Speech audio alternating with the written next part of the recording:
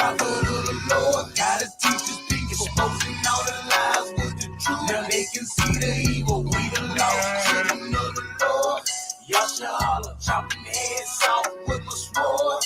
Holy Bible, one West, one West, one West, one West, one West. Till they never leave. One West, one West, yeah, one West, one West.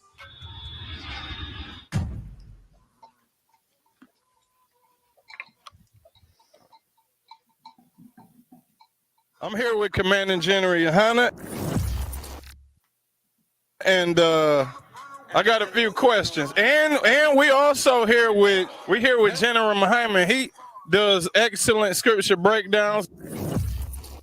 We here with all of the generals. We got General Mayak,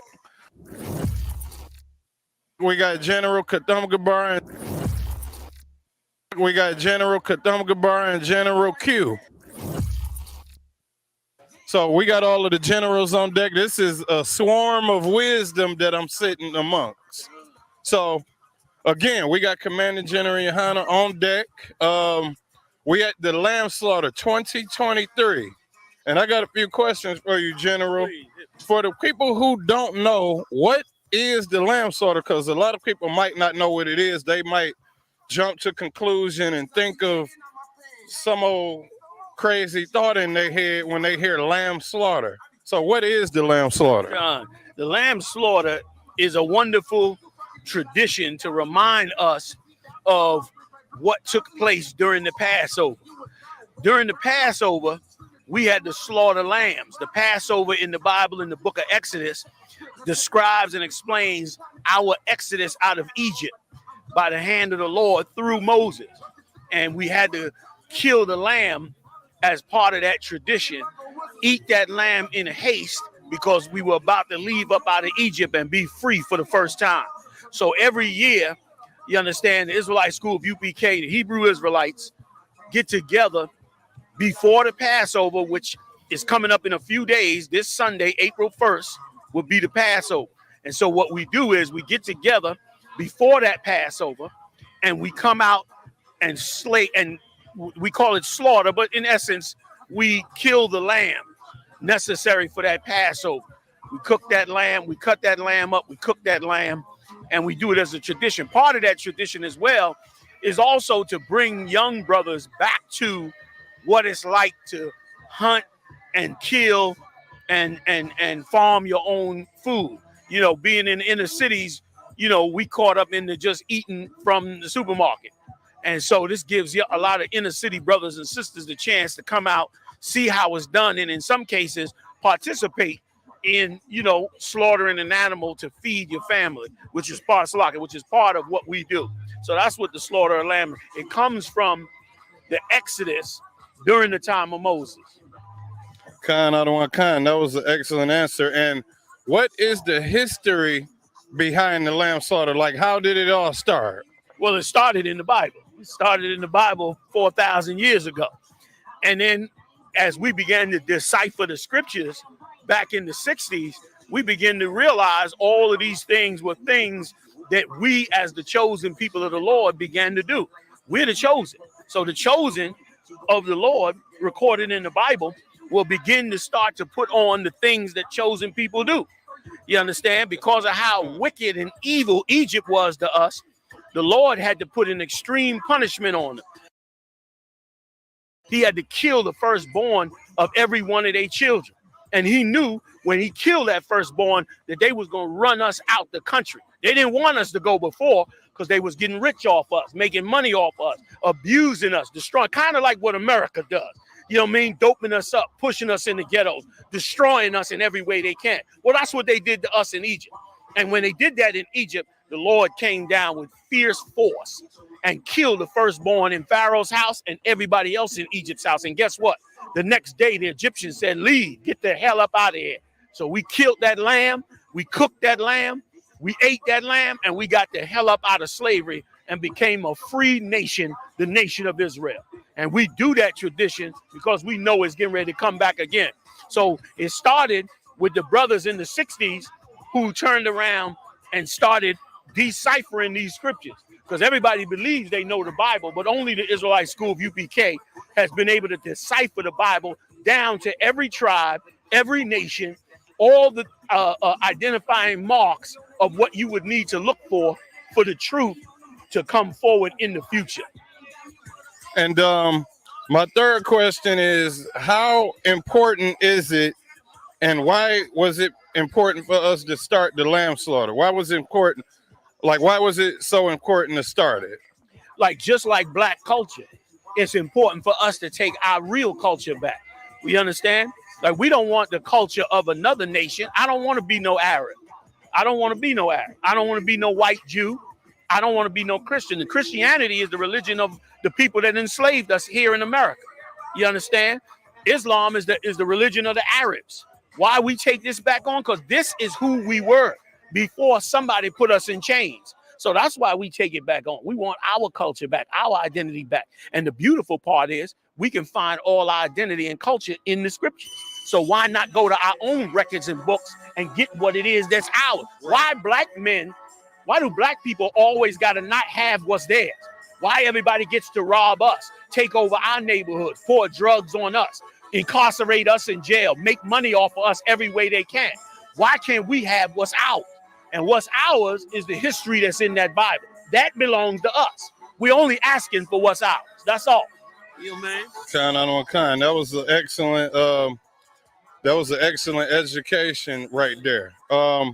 Another thing is I would like to ask is, why don't we grow our own food? And do you think that America has a monopolization over the agricultural system in America? They absolutely have a monopoly over the agricultural system, but more than just a monopoly, they are determined to destroy us. When we were emancipated from slavery in 1865, we began to get farms. We were crop sharers. We bought land as we made money. We started farming that land. We sold to other black businesses. You had black meat markets, black supermarkets, black everything. Right. You understand? And what happened? They used all kind of laws for farming to steal our land. There used to be 200,000 black farmers in the United States. We down to less than 2,000, from 200,000 to less than 2,000. So they got it. But that don't mean anything. That means absolutely nothing. You know why? Because we're at the end. And at the end, the Lord is raising up the 12 tribes of Israel. He don't give a damn what they tried to pull off in the past. So what I'm saying is this. We are going to start farming again. We already buying land. Brothers, we have farms already coming together. But here's why we ain't. A lot of people say that. Why you Israelites ain't get no farmland earlier? Why you ain't do all that? Because we've been farming. We've been farming since 1965. The problem is we went and farmed the best crop you could find, another black man. Right. That's what the hell we farm. Before we farm a tomato, before we farm a chicken, we want to farm the men of God. Right. That's the best thing to farm. The best thing to farm is damn right. The best thing is to get them off of drugs. The best thing is show them their history so they know what not to do. The best thing for them is to show our people that these people don't mean well for us. These people have incarcerated us, abused us, psychologically done warfare on us. You understand? Poured chemicals on us. Did all kinds of things to us. Killing our babies in the abortion clinic. Passing laws for sisters to kill their baby, and then they selling the body parts. What the hell is this, Frankenstein? We got Frankenstein over us. So before we can farm a goddamn tomato, we got to farm black men that's going to have the strength to stand up and do all the things necessary to help our people. And we did it. Those brothers waking up all over the country and outside this country. We got great, great brothers, man, and sisters coming into this truth. We setting the goal. We setting the standard, and they finding it. Got General Muhammad here teaching an amazing damn class, second to none. I put him up against anybody. You want a battle? Come bring your best. Bring your baddest nigga in the scriptures. I guarantee you, my man will smoke him. That's right. My man will smoke him. You understand? We was just talking about General Mayat. General Mayat, they came out on the news. They upset with you. They said they came out in the news because you made the Jewish boy cry. They still talking about the Jewish boy. 20 years later, they don't want to let it go. You understand? It ain't his fault the Jewish boy start crying. The Jewish boy start crying for the same reason they all gonna cry. Christ said it was gonna be weeping and gnashing of teeth. Why? Because they're gonna find out that the people you were so evil to, you're going to find out that those are God's chosen people and not you. You know what I mean? Of course, while you ruling the world, you feel like, of course, we the chosen people because you're ruling the goddamn world.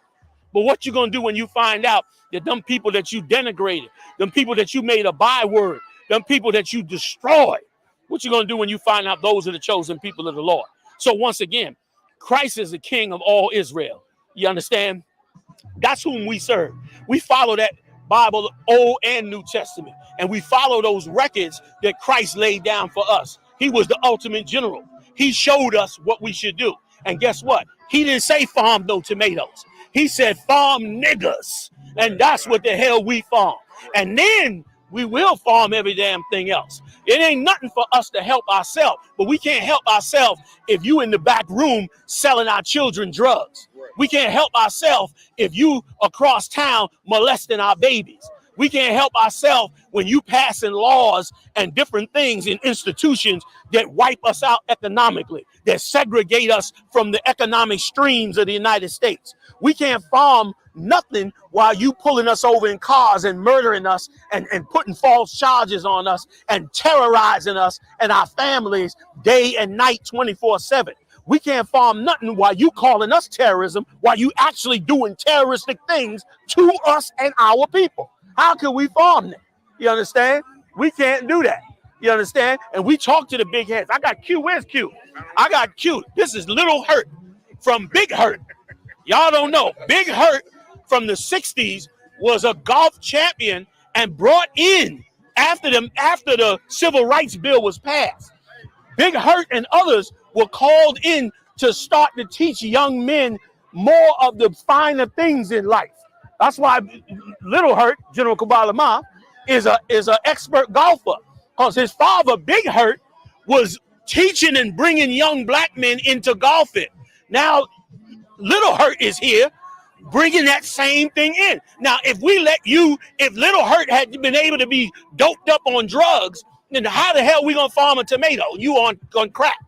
You on heroin, you on syrup. You understand? But Big Hurt made sure Little Hurt did not end up like that. And now Little Hurt can help other people fix their lives. That's what we doing. So we got to farm brothers first so those brothers can stop the bleeding. And what is the bleeding? Every evil thing you doing to us. That's the bleeding. We got to stop the bleeding first. You understand? They said in the newspaper today, they said General Yohana said that the white man is the devil the Bible speaks of. So my question is simply, are you not the devil the Bible speaks of? Just help me out then. I could be all, I'm from the hood. What the hell do I know? Maybe I'm wrong. Maybe you have not been a devil for 400 years on the Lord's chosen people. You understand? But if you have been, then own it. Own it so you could stop being so evil to these people. That's right. You understand? Own it so you could stop turning black men into the scariest thing with your propaganda so that everybody wants to kill and murder them. Stop doing it so we can get the 2 million brothers that's in prison out of prison. Oh, I want to farm, brother. I want to farm tomatoes. I want some corn, man. Oh, I wish I could do all of that. Lord knows I be looking at, I want to build a deck on the back of my ribs house, and I want to put some plants and all that up there, man. You know what I'm saying? I see brothers on the internet, they cooking lamb and chicken. I be like, man, I want some of that. I can't get none now. You understand? Because I got a different crop I got to farm. I can't farm that crop. I got to farm a different crop. But the crop I'm farming is the best crop you can find. And we're going to get to all the other crop too, right or wrong. You know what I'm saying? Kind out of one kind. And how do you, I had a question about the food, but since we're talking about farming the blacks, Hispanics, and Native American Indians and growing them up, how do you go about that? How do you grow up a black, Hispanic, and Native American Indian in the ISUPK? Listen, it's simple. You grow up learning from young, something that's never taught in school. That's a great question you brought up. We go to school for 12 years, more than 12 if you count kindergarten. And in 12 years of school, there are no classes on morality. There's no classes on how to deal with your brother. There's no classes on how to deal with adversity. There's no classes on how to have a relationship properly with a woman. There's no classes on any of that. There's no classes on how to serve God properly without being something else. There's no classes on how not to serve the gods of another nation and serve the God of your nation. There's no classes on it. So you spend 12 years, if you make it to the 12th grade, in a boring class, learning about math, and which is nothing wrong with that. You should learn math. You should learn science. Everybody should stick it out to the end. But you're going to learn those things, and you're not going to learn the things that's most important to you. You're not going to learn the things that's going to stop 11,000 black men from killing each other every day. You're not going to learn the things that's going to stop every Chinese, every Arab, every Jew, every other nation from coming into your neighborhood and destroying your economic structure. You understand? I watched somebody send me a tape of Gary, Indiana, right? And Gary, Indiana, it was shameful. Gary, Indiana used to have 200,000 people. First of all, Gary, Indiana, here in the United States, is the foundation of the steel industry. You understand? They named it. It's named Gary after the man who started the steel industry in America. You understand? They like this U.S. Steel. He started it in Gary, Indiana. Gary, Indiana had 200,000 people. 68,000 of those people were black. The rest were white and others. You understand? Black people trusted the steel industry. They paid well and all that. They went to work for the steel company for years, 20 years, some retired, all that. Guess what? When the steel company shut down, there was no more economy in Gary, Indiana. And the experts said, well, sometimes that happened. But that's not what the Bible said. Had those brothers and sisters in Gary, Indiana if they knew that we should not trust just the steel company, but we have to build for ourselves, then guess what would have happened? When the steel company left, Gary, Indiana would be still standing to this day. Guess what the population of Gary, Indiana is now? Gary, Indiana's population is 69,000 people. And guess how many of them is black? 98%. That means all the white people left. Gary, Indiana went into hell. Who couldn't move? We know, and we know why. For the same reason our brothers and sisters drowned in the Katrina. Why did they drown in Katrina? Because they didn't have no money to move. Why? Because we have to live on the bottom of this empire. So we're now to bring it back to Gary. Now we in Gary. They done all left. The steel company's gone.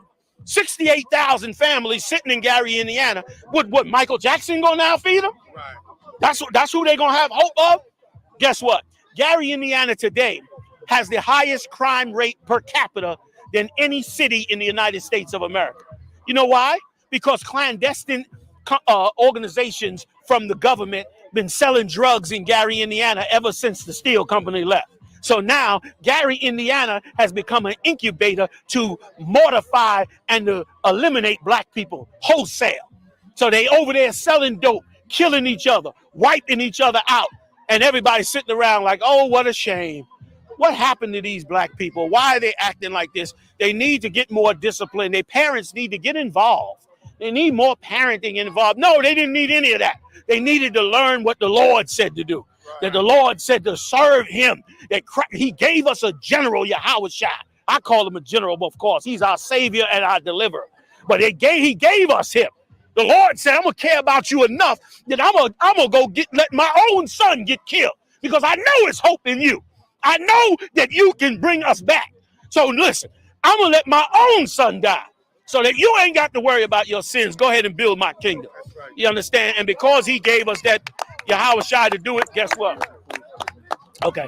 Because he gave us that, guess what? We turned around and began to serve Yahushua. And guess what? If we do it, we'll have farmland. We'll have brotherhood. We'll have sisterhood. We won't be on drugs. Right. We won't trust our enemies. Right. We'll build our own businesses. We'll pray to our own God. We will be amazing. And guess what? If they mess with us, God will kill their firstborn then too. Right. Yeah. You understand? That's why we here slaughtering this land. You know what I'm saying? Now, I got another question. I got another question, General. So, all right. So when it comes to the farming, right, and us growing our own food, I was thinking about this. If an individual and his wife, with the monogamy that America taught us, was to grow food, they'd get tired. Listen, that's not how we work. It's not how we work. Ain't no individual in this nation. You understand? See this brother right here with his hat on? That's General Katham Gabar out of New York City. My friend, my brother, my family. I'll kill a nigga over him. I'll put you in the grave over this nigga right here and all these brothers out here. You know why? Because when we had nothing and we were struggling and we was in the dirt, this cat stood with me. He stood with me. I told him my mission. He said, I'm down with you. He say it all the time. He said, I'm down. Whatever you need, I'm down with you. He said that back then. We warred. We warred for 20 years. Turn around. Turn around. Look at my crop. Look at my goddamn crop, goddamn it. Look at my goddamn crop. Okay? And you ain't seen nothing until we get to the convention center. Right. Brotherhood, Captain Makad Abarayan coined the term, brotherhood is a weapon. He coined the term, brotherhood is a weapon. And we found that out. So that ain't how we farm. This is how we farm. If my brother say he want to start farming, we all gonna make sure he get the farm. That's how we gonna do it. You understand? And the nation of Israel operates under a military order. When Moses removed us out of Egypt, we had to get into military ranks. We followed those ranks, and we went on out of Egypt and conquered the world and built our nation, and the Lord gave it to another king, King David, the greatest king to ever walk the face of the earth, next to Yahushua. And we went and we built Christ's kingdom. You understand? So we don't have to. If you want to farm, just come to the ISUBK. We got land. Brothers in Texas got land. We got land right here in Durham, North Carolina. We got land there. We're looking at land in other places. And some brothers and sisters have donated land. That's what really should happen. The last of the black farmers who's struggling and dying, come to the ISUBK. We got everything you need to bring your farm back. Hell, we'll come out there and support you in your farm. So that's not the way to go about it. The way to go about it is in this nation. We got captains over every city.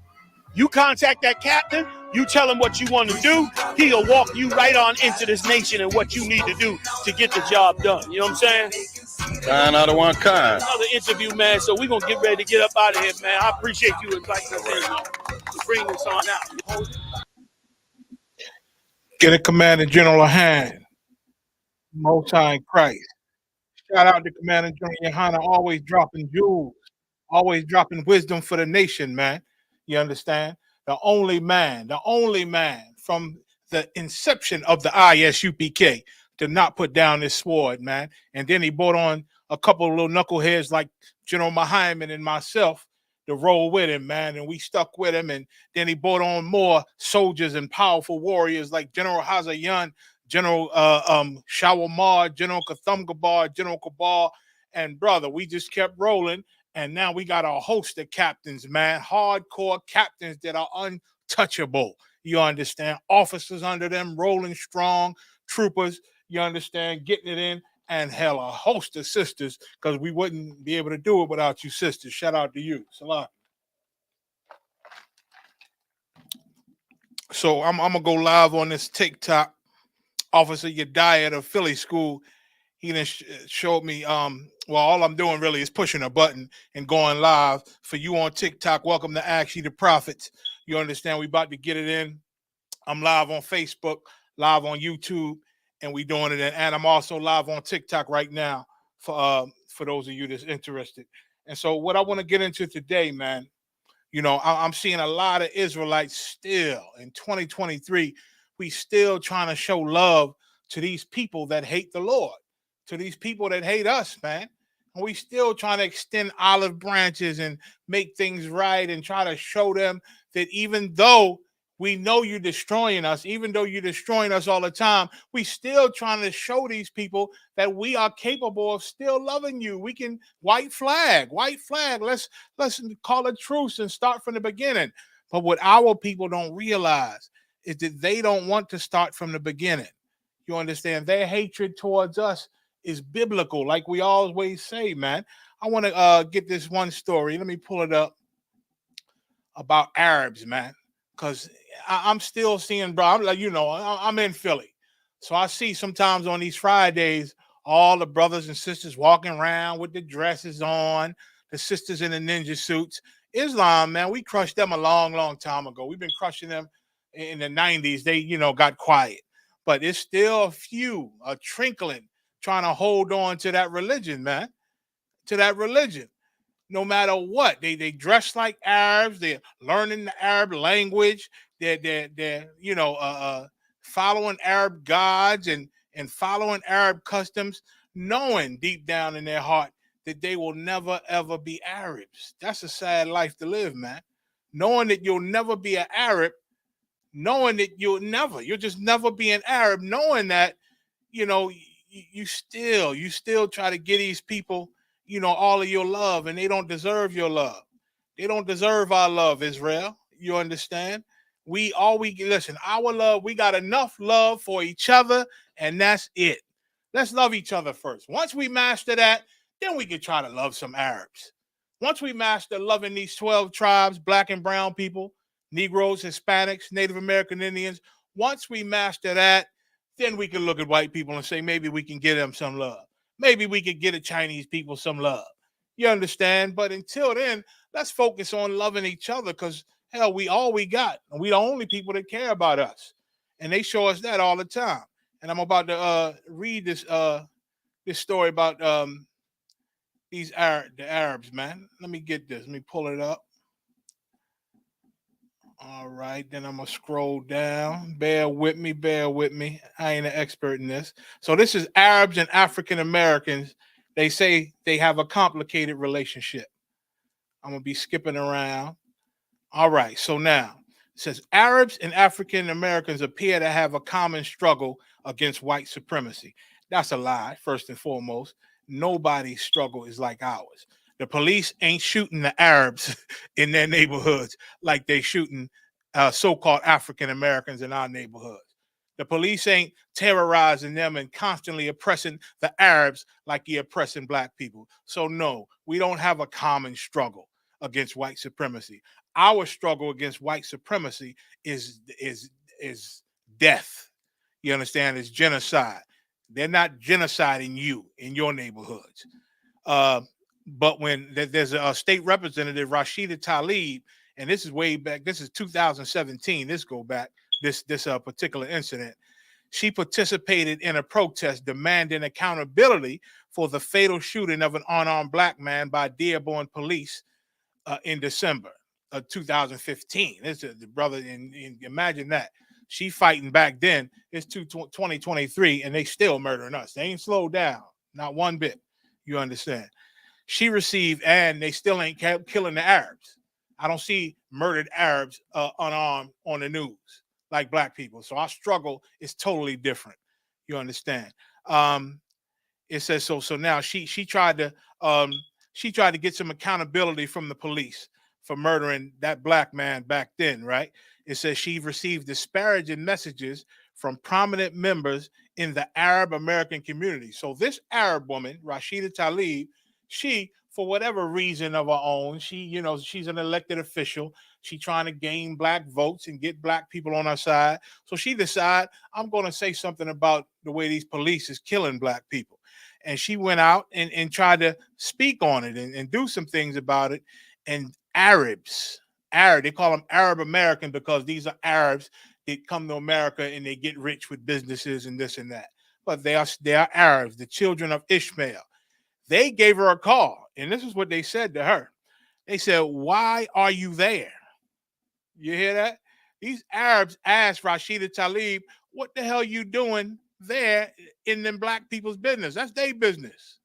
That's their business. You ain't got no business there dealing with that. You ain't got no business." You understand that? That's how they feel. Arabs like she the sellout of their people. Like Arabs, these other nations, not only Arabs, all of them, they come over to America.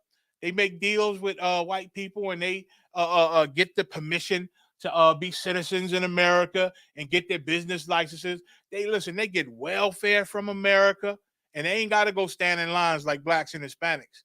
They go to special offices and get their welfare. Sometimes they ain't even got to go to the offices. They just make a call.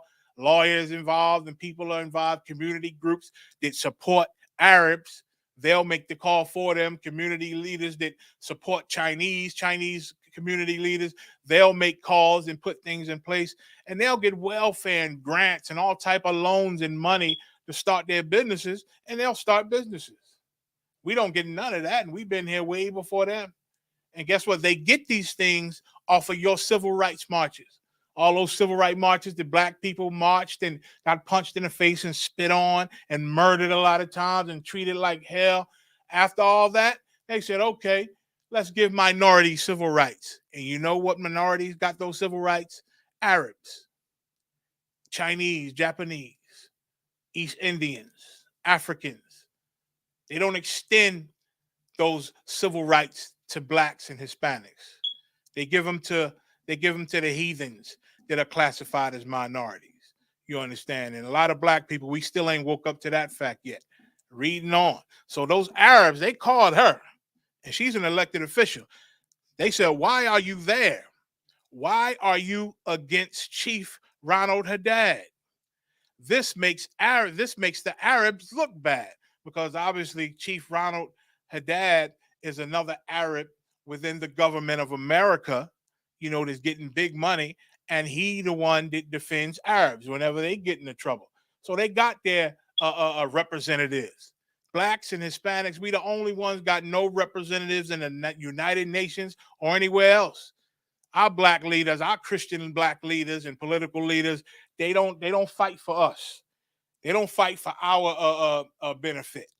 You understand? Because the money's too good to ignore us. They're getting paid nice money, nice homes, and nice vehicles. They live a nice lifestyle if they'll just keep blacks and Hispanics quiet and don't ruffle no feathers in the American government. That's their job. That's our leaders' job. But Arab leaders, you understand, they know they can get whatever they want as long as they don't interfere with the oppression of black people. So he told this elected official, this representative in the American government, this Arab, you making Arabs look bad. You guys shouldn't be there. This isn't your issue. That's what they said. The Arabs called her and said, you marching for black people and you openly speaking out against police violence against black people. That's not what we do. That's not what we're here for. We're here to live our life and look out for our people. This isn't your issue. That's what they told her. That's what they told her. Let me see. It said Tlaib was demonstrating after the death of Kevin Matthews. A month later, Dearborn police fatally shot Janet Wilson, a black woman that they accused of what? Of using her car as a weapon to run over an officer who stopped her. And listen, I done seen videos where white people, and the police had shotguns and everything trying to get this Caucasian in this truck. This Caucasian start backing up, and he backed into a cop car, went forward to ram into another police vehicle. There's a cop on the side of the truck holding on while he banging the other cop cars, and he got a rifle. He got a long gun, and they did not shoot this guy. He banged his way out and then pulled off. The cop jumped off the car, and they did not shoot him. They did not shoot him. And he was banging the police cars with a cop on the side of his car. You understand? Everybody knows what would have happened if that was one of us. If that was one of us. Now, Tlaib goes on to say she don't care about what color or what faith. Nobody should be dehumanized like that. Speaking about how they treat black people. Speaking about how they treat black people. She right. We shouldn't be dehumanized like that. But once again, like her Arab people told her, this ain't her fight, and they not here for that. She breaking the protocol. Once they get citizenship and get these businesses set up and they allowed to run for office, they are to keep their mouth shut about the genocide of black and brown people. What it say? According to Tlaib, there is an anti-black attitude in Arab societies, even in the Middle East. Of course, we know that in the Middle East. And when she say even, she talking about Arab societies in America. There's an anti-black attitude of Arab societies in America. And then it goes on to say even in the Middle East. So that's all of them. That's all of them. The anti-blackness is happening across the world, is real. It's very painful. That's what she goes into. Let me skip down. Sincere efforts. Said they're going to Detroit, how relations between Arabs and blacks in Detroit are complicated, meaning they don't even exist. You understand? Racial tensions in Detroit exploded 1967, an increasing disturbed social atmosphere for the unrest.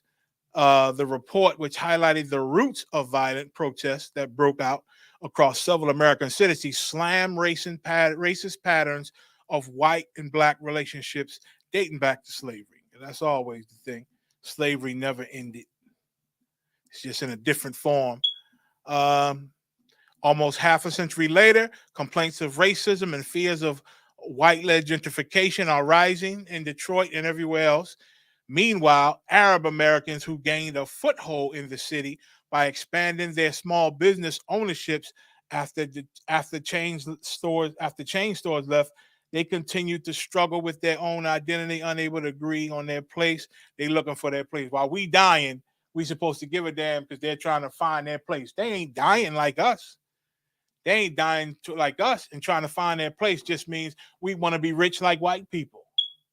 We want to find a place in America where we could be just as rich as white people. And a lot of Arabs are. A lot of Arabs are very wealthy, and a lot of Arabs own parts of America. Let me see. African American Dearborn was arrested. Let me skip down.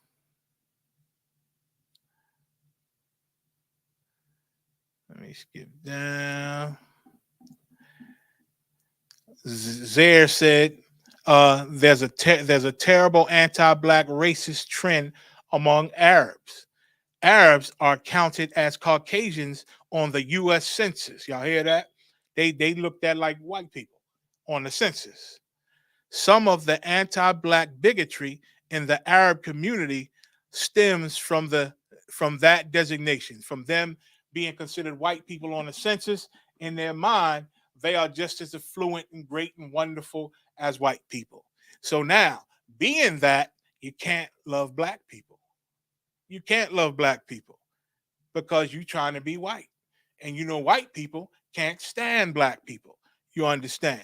And so these Arabs, in order to keep their whiteness and their white profile and their white designations on paper and the benefit, trying to be as beneficial as white people are, trying to have privilege in America, they have to treat us bad and hate us and not give a damn about us. You understand?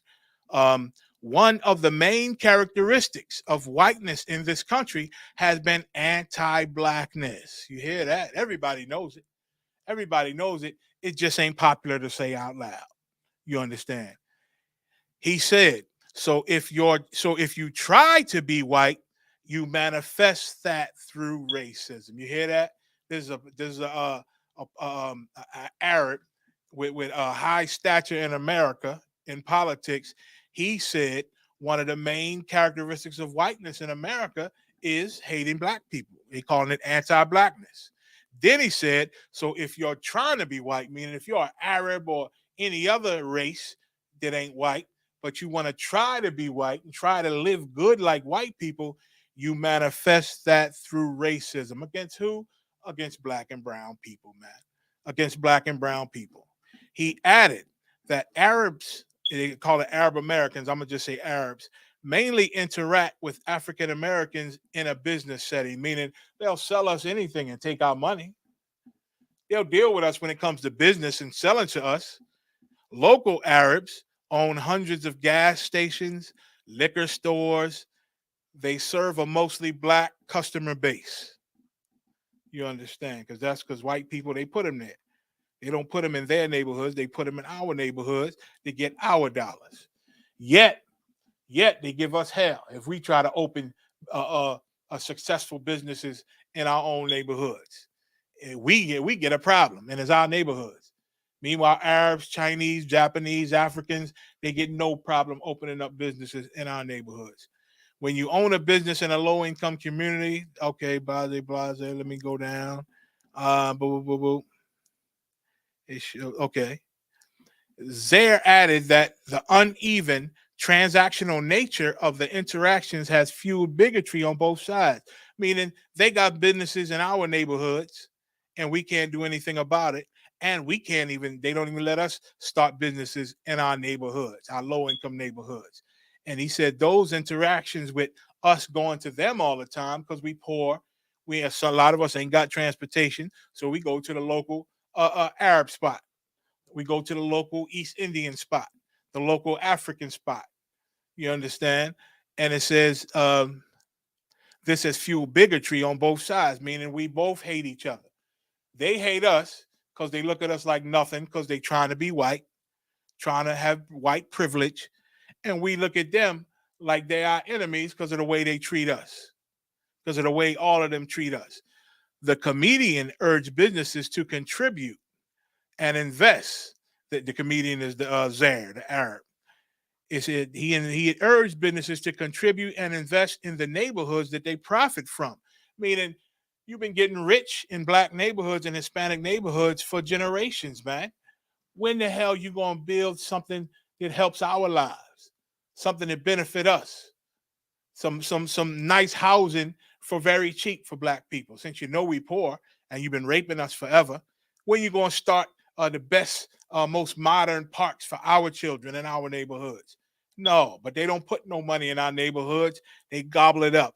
They send money back home and bring a whole new set of family over here to keep that businesses going while they move on to other things, man.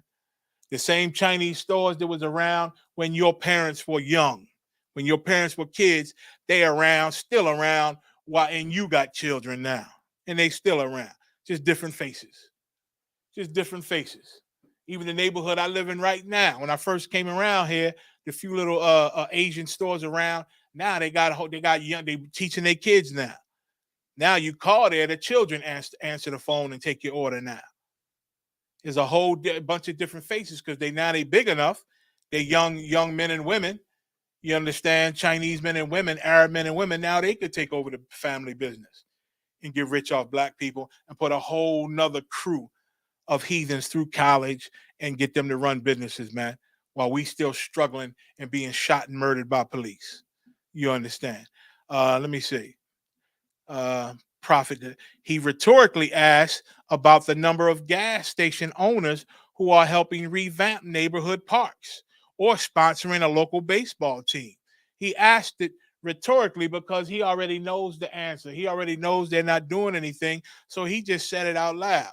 Hey, how many of you gas stations getting rich in black and brown communities? How many of you helping the neighborhoods in those black and brown communities? How many of you fixing up the parks? How many of you starting sports teams and things to keep the children out of trouble, man, to keep them busy? None. Let me see. So that's it. That's all I'm gonna bring out on that. You understand? Now I'm gonna read the titles of some of these other stories that I got. I'm gonna just read the titles for time's sake, because these type of stories I bring out all the time. You understand? I don't want it ever to get old. You understand? But it's just the same thing that keeps happening and happening and happening.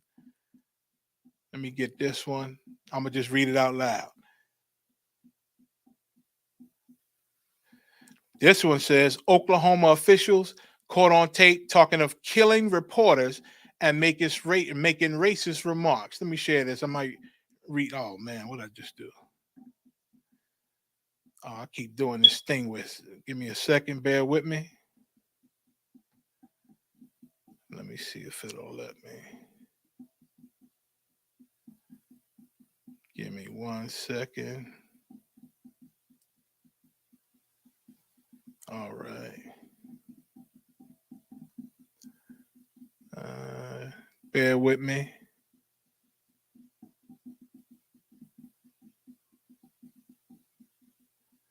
All right.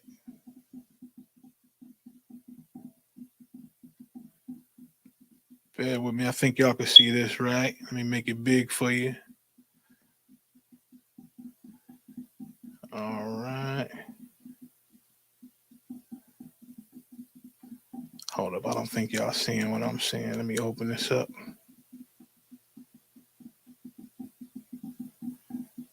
Bear with me. I'm still, kind of struggling with these things.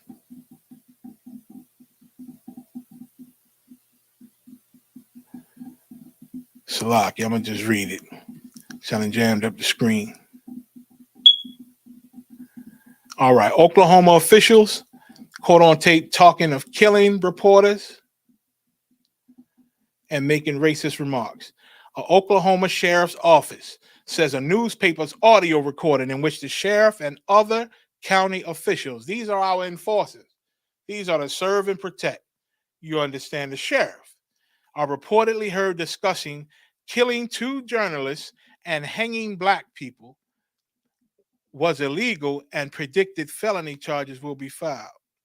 Let me read that again. Newspaper's audio recording in which the sheriffs and other county officials are reportedly heard discussing killing 2 journalists and hanging black people.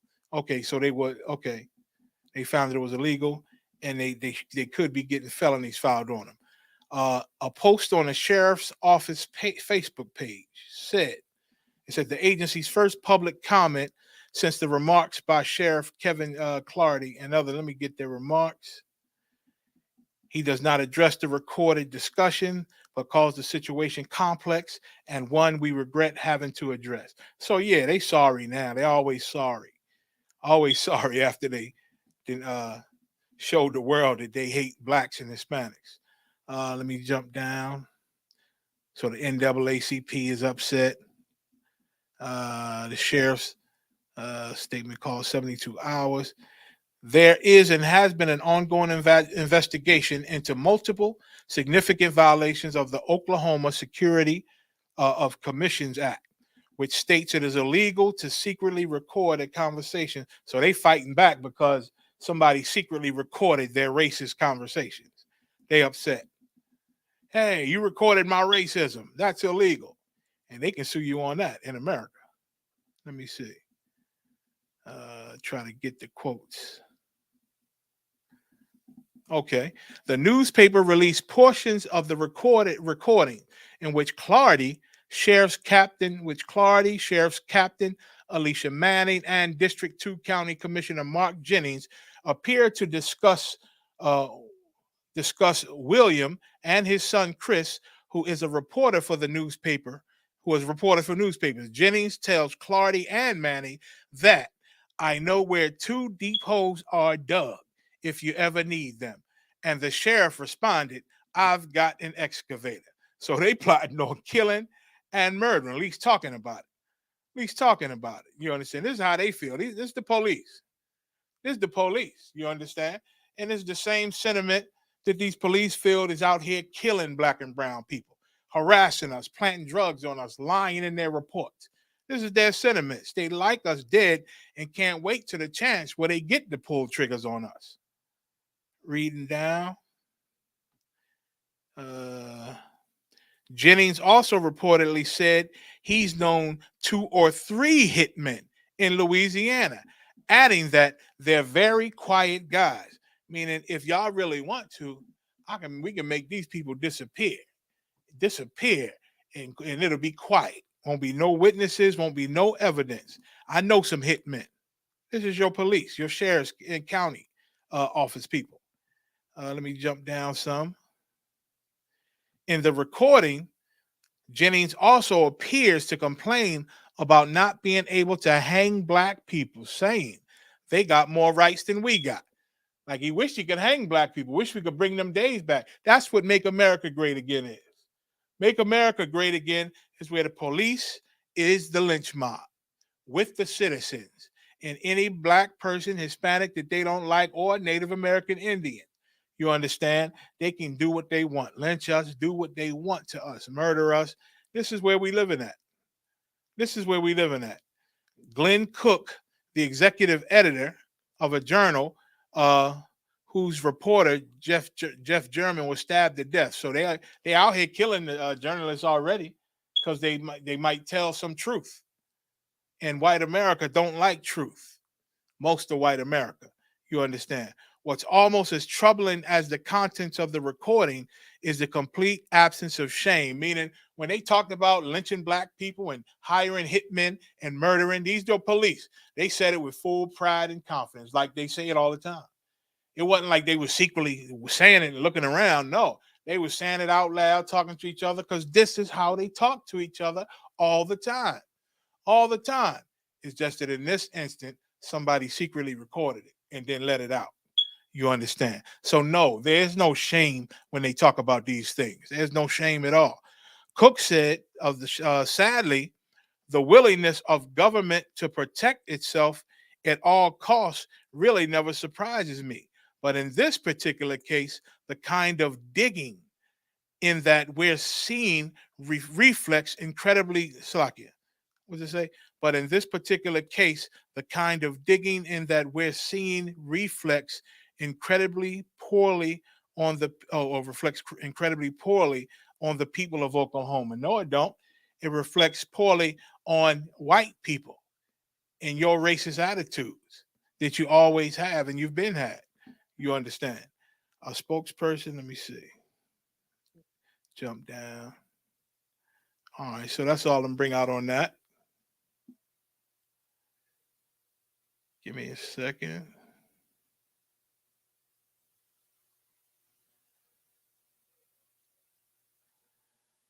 All right. So now you hear, you know what I'm saying, what they saying, right? Because they can't stand us. And that's just the truth. Now I'm going to read a couple more titles. But again, I'm just reading the titles. Well, some of them maybe I'll go into it, but now that was the sheriff's department. You understand? Read where the Arabs can't stand us. Sheriff departments can't stand us. Racist texts allege California police called black people monkeys and gorillas. Monkeys and gorillas. You understand? These are the police in California. You understand? So all over the place, man. Wherever. You understand? None of them can stand us. All of them hate us. You know what I'm saying? Now, let's read your elected official. We know the police everywhere because we live in it every day. We know they hate us. Tennessee Republican lawmaker resigns after ethics violation.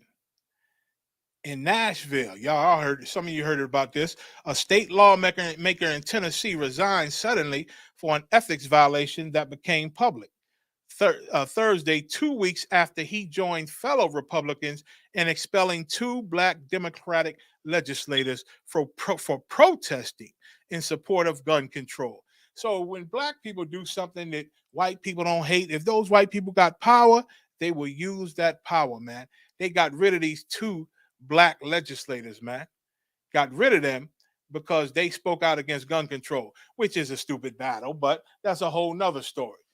But in America, you're supposed to be free, have freedom of speech.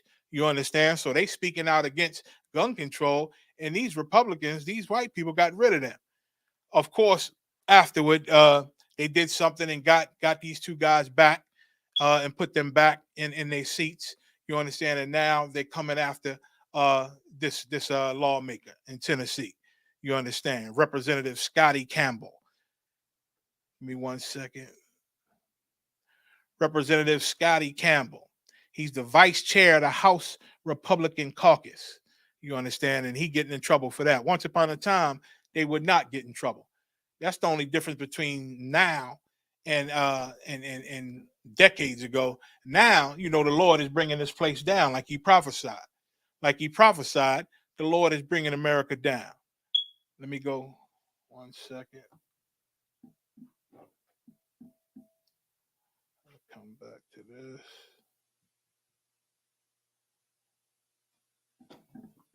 All right. Let me read this next one, man. Check this out. It says Michigan man gets 10 months over racist attempts to scare Black Lives Matter. Once again, they used to be able to do this and get away with it. But the Lord is bringing his kingdom down. So you still got white people. You can't even complain that the police is murdering us. In other words, you complain that the police is murdering us, you might get murdered.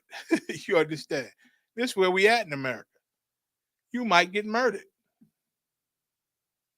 2 seconds. Close down some of these. You might get murdered. There's another story out there. Again, a Karen, she arguing with these black women in the damn store like they always did, calling them, telling them FUB, FUB. The black women start calling her a B. She's saying what, acting like she wants some smoke. You know, black people, we stressed, we got problems, and they end up whooping her lily rosy cheek behind outside the damn store. Then she cried, "Oh, stop, help me, stop it, please." You understand? Whooped her full out behind. Because some black people is fed up. You understand? Some black people's fed up. This other story. This one I couldn't, I could believe it. I could believe it. It says a white man, let me close this out. It says a white man calls the cops on black girls who live nearby, says there are Section 8 people in his gated community. So white people are so privileged and so rich and been living good and racist for so long that now when black people can afford to live in a gated community with security, just like they have been, they get upset and they don't want you there. And they called the police and said, I got Section 8 people inside my gated community. And he said Section 8 just because they were black. Just because they were black, he calls them Section 8, like they call us monkeys and gorillas and all the other bywords. This is where we living at, man. This is where we living at. Now, I'm going to show you, that's them, right? That's them. Now let me give you some insight on us. And a few other stories too. You know, the woman who shot that brother, walked into his apartment and murdered him. That same white woman that the judge hugged, come off her bench, she was convicted as a murderer, convicted. And the black judge came down and hugged this white woman. Y'all remember that? That was disgusting. And the black security, the black officer of the court, start brushing her hair. Where does that happen at? You know what I'm saying? This ain't the hair salon. You understand? She started brushing this convicted murderer's hair on national TV. The black judge hugged her and said, well, you should appeal when you can. They was very supportive of this white girl who murdered a black man. The judge, she saw past race and they're going, oh, she's crying. Oh, little white girl. Oh, you understand? The security in the court, you understand? Right, and gave her Bible, Monitor Bob. Where does this happen at? I've never seen that. When a black person or Hispanic person, a black or brown person gets convicted of murder and is shown love by the court, by the judge, by the security. Oh, take this Bible. I'm going to be praying for you. You keep God in your heart. Maybe you won't be there long. I got to give you this much time according to the rules. That white girl went and lived good, man. Them cops, they don't go in no regular cell like you and I. They go in some luxury suite somewhere. They just confined to the suite. Got refrigerators, TV, phone, an oven.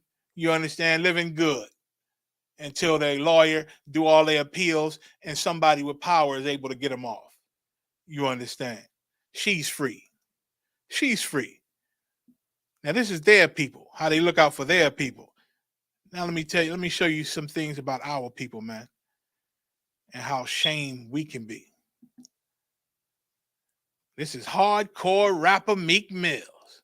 Hardcore killer, rapping about killing. If you ain't about that murder game, then pussy nigga, shut up. If you black and you ain't about that murder game, Meek Mills ain't trying to hear you. Because he make his enemies turn to memories. He's so hardcore. Well, this is the title of this. Rapper Meek Mills vows to spread the word against anti-Semitism after his Auschwitz visit. He went and visited Auschwitz and cried and felt bad for Jewish people because of their Holocaust. And felt bad because, Hitler was so mean and so vile. You understand? Meanwhile, when it comes to his people in their Holocaust, in the slave trade, you know, that ain't that bad, I guess. I guess that ain't that bad. You understand? You ain't gonna spread the word about not killing each other, huh? Because your raps got all the killing, and you know that's your profile, that's your rep. You can't damage your big hardcore rep, big Philly killer of black and brown people. Meanwhile, you go see the death of white on white people against white people, Hitler against Jewish people, Germans against Jewish people, white on white crime, then you feel bad. Now you want to spread the word and lead a campaign. Nigga, you are PUSSY. You are PUSSY. This is our people. This is how we do. With all the hell we going through, make a few dollars like this cat, rapping about destroying our people and hoeing our women, and you get rich, and you got support from white people because they love that kind of music, because it finances the jail systems and the court systems and the police and the lawyers and the DAs and everybody else, because we believe those raps and we go do crime.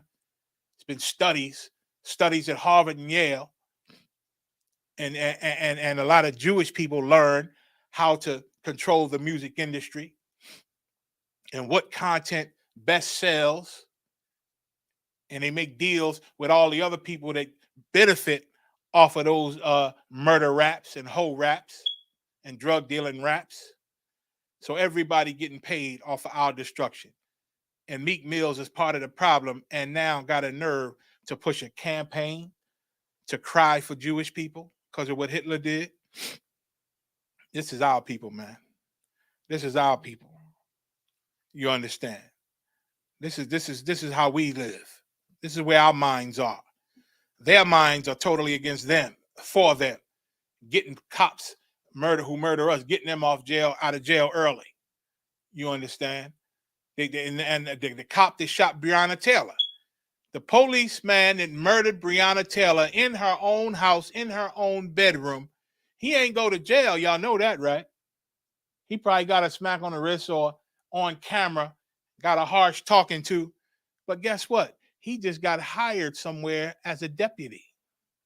He just got hired as a deputy somewhere. So he's still living good, got a career and everything, while our sister's dead. Her family's still grieving and crying and missing her. But this is how they love each other. And Meek Mills is just the opposite. Meek Mills loves who our slave master loved. If you love the slave master, you're going to love everything that he loves, and you're going to hate what he hates. You're going to hate what he hates, man. Ex-officer who fatally shot Breonna Taylor, hired as a deputy. Where he at? Let me find out where he was hired at. Let me pull that up real quick. A former Louisville police officer who fired the fatal shot that killed Breonna Taylor has a new job in law enforcement, a controversial hiring that drew protesters to a rural Kentucky county northeast of the city.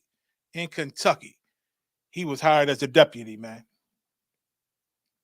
He was hired as a deputy. So his life goes on. His life goes on. He gets to prosper. He gets to continue.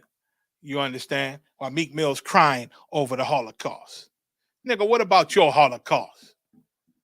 What about the Holocaust that your people going through? And they trying to bring another Holocaust. They want us gone again. They want to make America great again like it was when your people was in chains. You tried to go to Africa and be big in Africa, and them niggas robbed you. Them niggas attacked you, man. Africans showed you they didn't love us. And that's my point for today. The Arabs hate us, you understand? But that's okay. That's okay that they hate us. I'm going to read Genesis 17 and 18. You know why it's okay? This is why it's okay. Genesis 17th chapter and the 18th verse. And Abraham said unto the Most High, oh, that Ishmael might live before thee. So Abraham, who's our forefather, the father of Isaac, the father of Israel, Abraham prayed that God would bless Ishmael. Ishmael is the father of the Arabs. He's the progenitor of the entire Arab race, and he was a child of Abraham and his bondwoman Hagar. You understand? So Abraham prayed that Ishmael might live because God was sending Ishmael away. His wife Sarah, Abraham's wife, told Abraham to send Hagar and Ishmael, the Arabs, send them away from me because she's jealous of my son. And he's jealous of my son. I want them away from me. And God and Abraham prayed to God that Ishmael be accepted because God told Abraham to listen to his wife and get rid of that father of the Arabs, get rid of them. And God said, Sarah thy wife shall bear thee a son indeed, and thou shalt call his name Isaac. So God, the Most High, told Abraham, listen, Sarah's about to have a son. And when he born, name him Isaac. It says, and I will establish my covenant with him for an everlasting covenant. What is the covenant from the Most High? That means you are the son of God. You are his chosen. You are his chosen, man. And even though Abraham prayed for Ishmael, for the Arabs, God told him, listen, Sarah about to have my son Isaac. He going to get my covenant, not the Arabs. He going to be my son, not the Arabs. He going to be my chosen and my precious one, not the Arabs. You understand? So it's okay that the Arabs hate us. Who gives a damn? We are the children of God, and the Arabs are not. And the Arabs are not. Reading on. He said the covenant is with Isaac for an everlasting covenant and with his seed after him. 20th verse.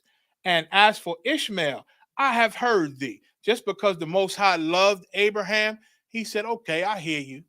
You love your son Ishmael. I hear you. He said, behold, I have blessed him and will make him fruitful and will multiply him exceedingly. So, and that's what the Lord did. You know, the Arabs been sitting on oil, been getting big money off of oil for centuries, man.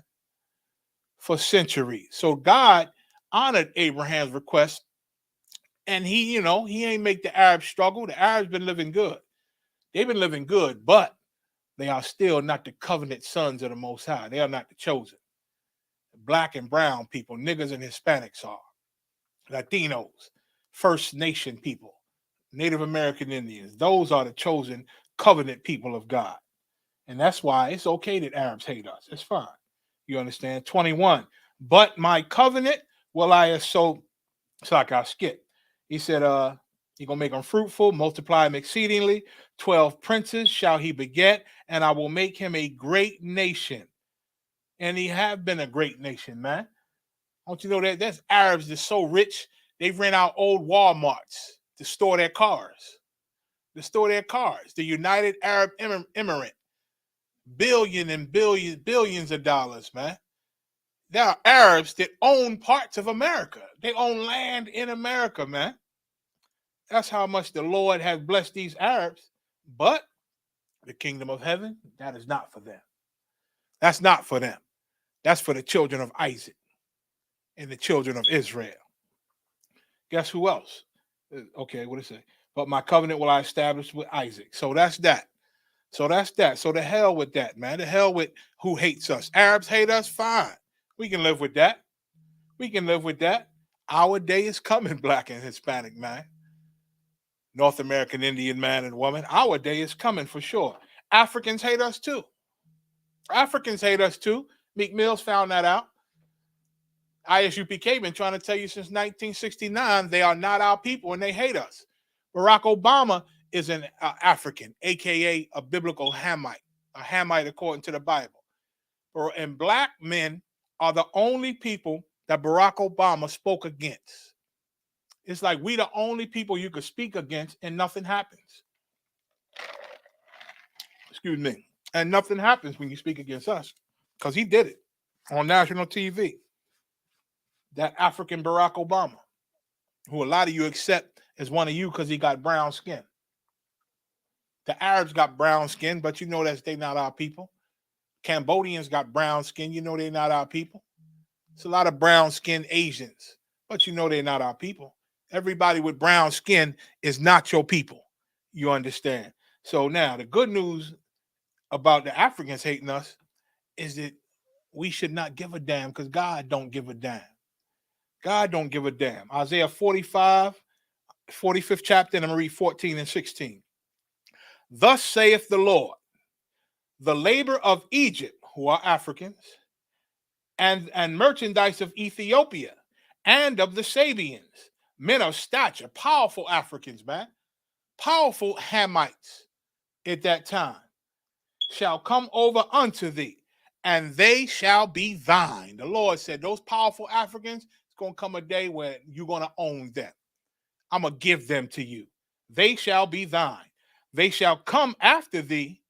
In chains they shall come over, and they shall fall down unto thee. They're going to fall down and bow like everybody else going to bow to the 12 tribes of Israel and our King, Yahushua, our black King, Jesus Christ.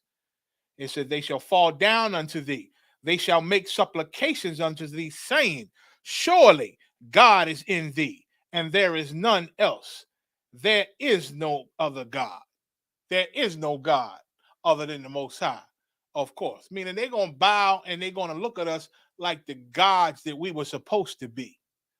Like the gods and the powerful kings that we were supposed to be, man. And they're going to have respect and honor. They're going to be brought to heel. They're going to be brought to heel. They can hate us all they want. Africans don't march with you. They got communities in these cities in America. And when stuff happens in your neighborhood, they are not there. They are not there to walk with you, to hold your hands. They ain't there to protect you from the police. Because if police killed Africans, there will be an uproar because they have representation in the United Nations. They have representation in America, man. And somebody will speak out if the police murdered unarmed Africans. But because blacks and Hispanics, we got no representation. Nowhere. All our leaders are sold out to the slave master. You understand? So they can handle us like they will. But the day is going to come where God going to bring them to heel. God going to bring them to heel. So what? Africans don't like black people, man. Or so-called African Americans. So the hell what? They're going to have some respect one day. All you got to do is be patient, do this work, build this nation in the ISUPK. And they're going to have some respect for you, sure, soon. 15th verse. Verily, thou art a God that hideth themselves. O God of Israel, not the God of the Africans, not the God of Hamites, not the God of Islam, not the God of Arabs. This is the God of Israel in this Bible. You understand? And Isaiah saying you are God, that you are power that hide yourself. Meaning the Lord be lurking, and people sometimes forget that he's around. Like the way they treat us, they done forgot who our Father is. They done forgot that we the children of the Most High God, all power, all beneficent, man. All glory. They done forgot that. But God reminds them every now and then. And he's going to remind them in a big way very soon. A big way. Thou art a God that hideth thyself, O God of Israel, the Savior. They shall be ashamed and also confounded, all of them. They shall go into confusion together that are makers of idol, man. So all these heathens, man, these Hamites worshiping all type of statues and false gods, they all got to pay by the hand of the God of the Bible. And the God of the Bible, he loves Israelites. He loves the 12 tribes. You understand? That's who he loves. Who else? The Chinese. Let's talk about Chinese people who are at war with America, man. They hate, Chinese hate Americans. Americans hate Chinese.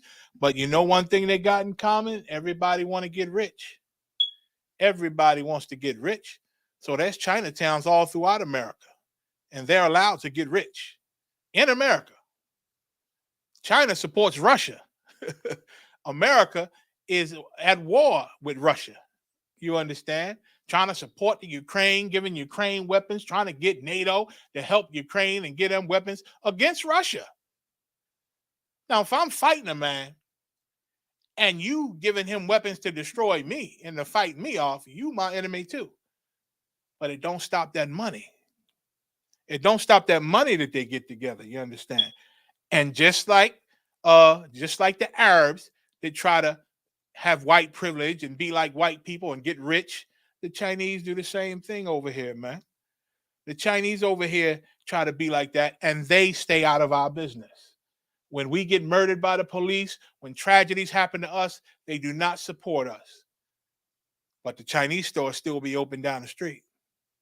They may close for a day if we burning shit up.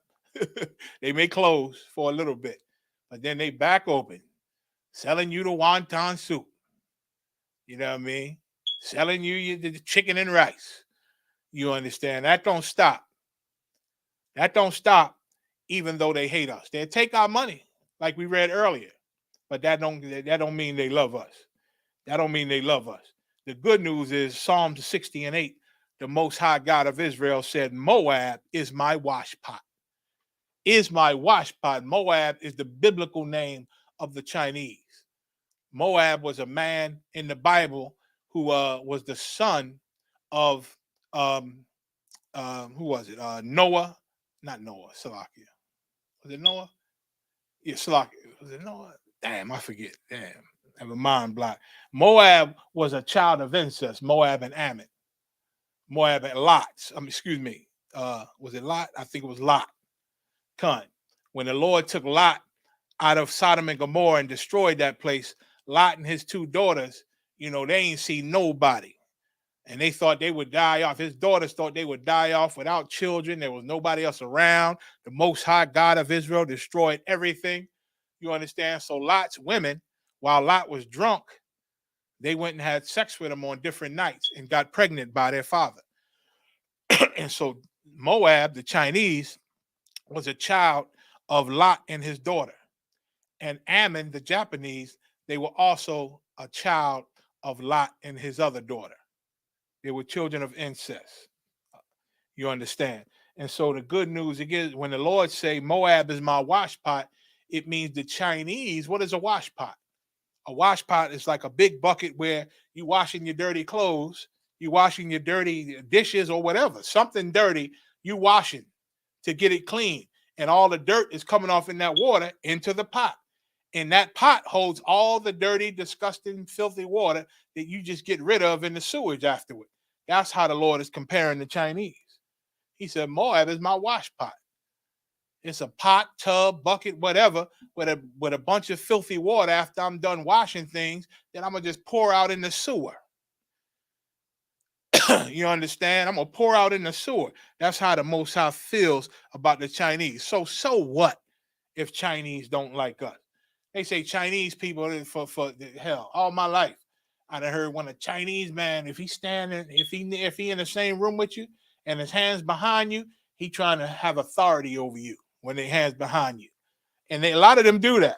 Now, I don't know how true it is in their mind, but who gives a damn? Who gives a damn that they hate us? You understand? Because the Lord, listen, they're going to be held accountable too. For all the things that they've done, all the support they've given to our oppressor, they're going to be held accountable also. Who else hates you? Everybody know white people hate us, right? Everybody knows that. And listen, don't get stupid. A lot of Christians like to say, I got a white friend. Listen, just like we read the Arab story. The one Arab representative, she tried to march against police brutality against black people. But her Arab leaders called her and said, what the hell is wrong with you? Mind your business. That's not our issue. Leave them black people alone. Let the police do what they do. She wasn't supposed to get involved. You understand? Now, are there some white person at your job? He may like you, like your performance, buy you lunch. That don't mean the race loves you. That don't mean that person even loves you. Because if race wars break out or things got hot, and that boss, that supervisor, that coworker that bought you lunch and shake your hand and smile at you, if he had to choose sides between your people and his people, he choosing his people every time. Every time. If his people said, listen, we're going to tie your friend up with a noose because of this and this or whatever, what you going to do? They're going to back up and have at it. And let them have at it. Everybody, even Christians, who was still trying to love a white Jesus and a white God, even Christians know that white people can't stand us. But in a simple mind, those who still believe that God is white and Jesus is white, they still trying to find a way to show white people, Listen, let's be friends. Let's be friends. Ain't you killed us enough? Let's be friends. No, they're gonna pay for every drop of blood that they spilled of black and brown people. They're gonna pay for it. In the ISUPK, we don't want the love of white people. We don't want their friendship. Our God told us in the Apocrypha in the book of Ezra, 8th chapter, he said, seek not their peace. Meaning, don't be seeking their love and seeking their friendship and seeking the unity with white people. He says, seek not their peace, that ye may be strong. The reason why our black leaders are so weak, our religious leaders are so weak, because they are always seeking the love and peace from our slave master. Well, not in one West.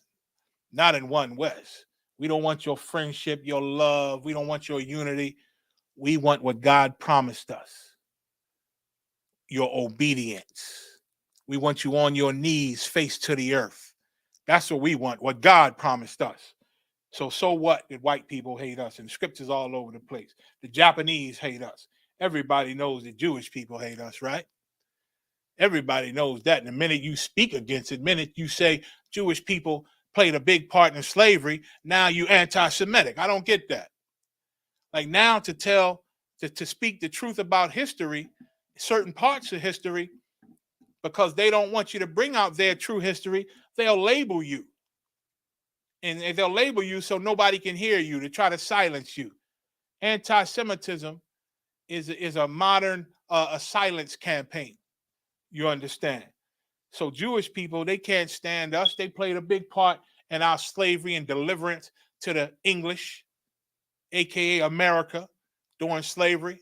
Financed a lot of the ships, insured slaves with the slave owners. You understand? And now we can't speak about it, or we're anti-Semitic. We're the bad guys if we talk about it. The hell with that. Truth is truth. Our king said the truth shall make you free.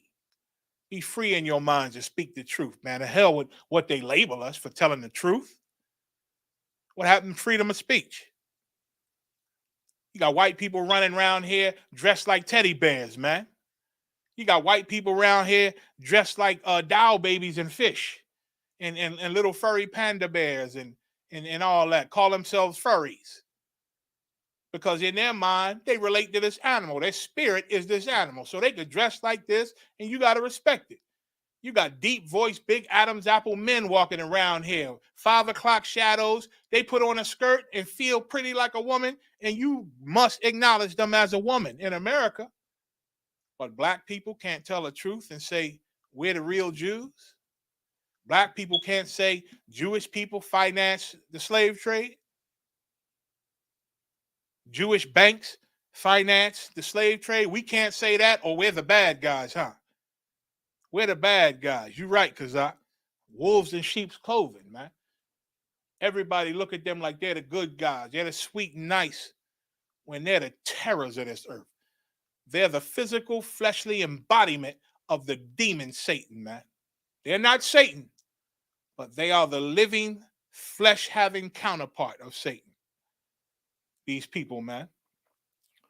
The good news is we don't give a damn that Jewish people hate us. And we don't give a damn that they financed the slave trade and played a big part in slavery, because God said they will pay for that. God said they're going to pay for that. You understand? Where's it? Revelation 3:9. I'm going to read it in the Holy Bible. God's holy word says, behold, I will make them of the synagogue, It says, behold, I will make them of the synagogue of Satan. And everybody knows Jewish people worship in synagogue. Synagogue means chief house, because their place of worship, they consider it to be the chief house. You understand? But God called it the chief house of Satan, man. This is in the Bible. I'm not making this up. Facebook want to be mad at us, and TikTok and Instagram and all your social media. How you mad at us when we doing what Christians do in church every day? Let's read the Bible. And we bring out the facts that God said. God said, I will make them of the synagogue of Satan, which say they are Jews and are not. because they're not. They're Jewish, which say they are Jews and are not, but do lie. But do lie. Christ is calling them a liar in the Bible. And if it's in the Bible, then God approves it. Christ said it because God approves it. He called them liars in that synagogue, man, who say they are Jews and are not. I will make them to come and worship before thy feet and to know that I have loved thee. That's what Christ said. Christ said he's going to make them bow one day. They're going to be held accountable for all of their crimes. Trust and believe, and they're going to bow. And they're going to bow, and they're going to know, beyond a shadow of a doubt, the world going to know that Christ has always loved these 12 tribes, blacks and Hispanics, black and brown people, man.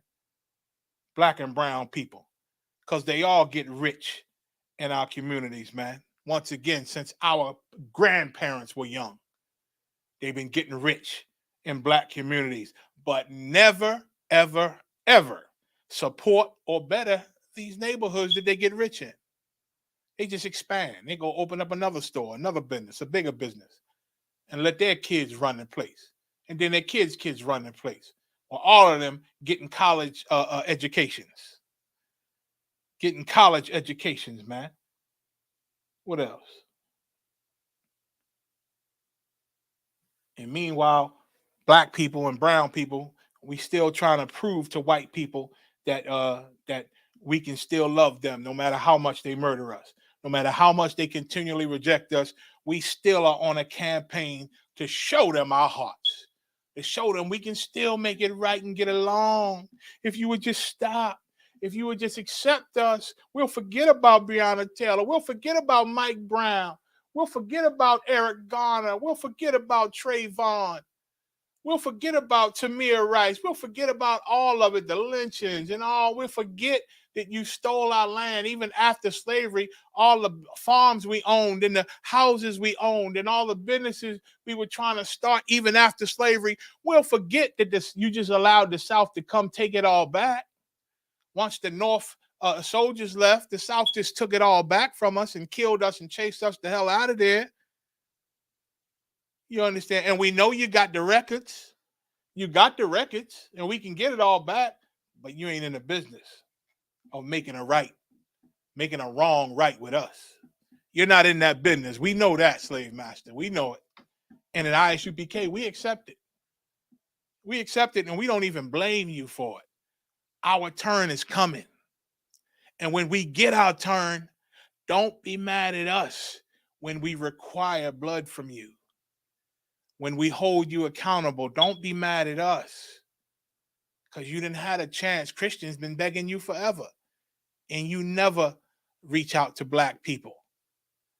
You never reach out to our people, man. I'm going to go to,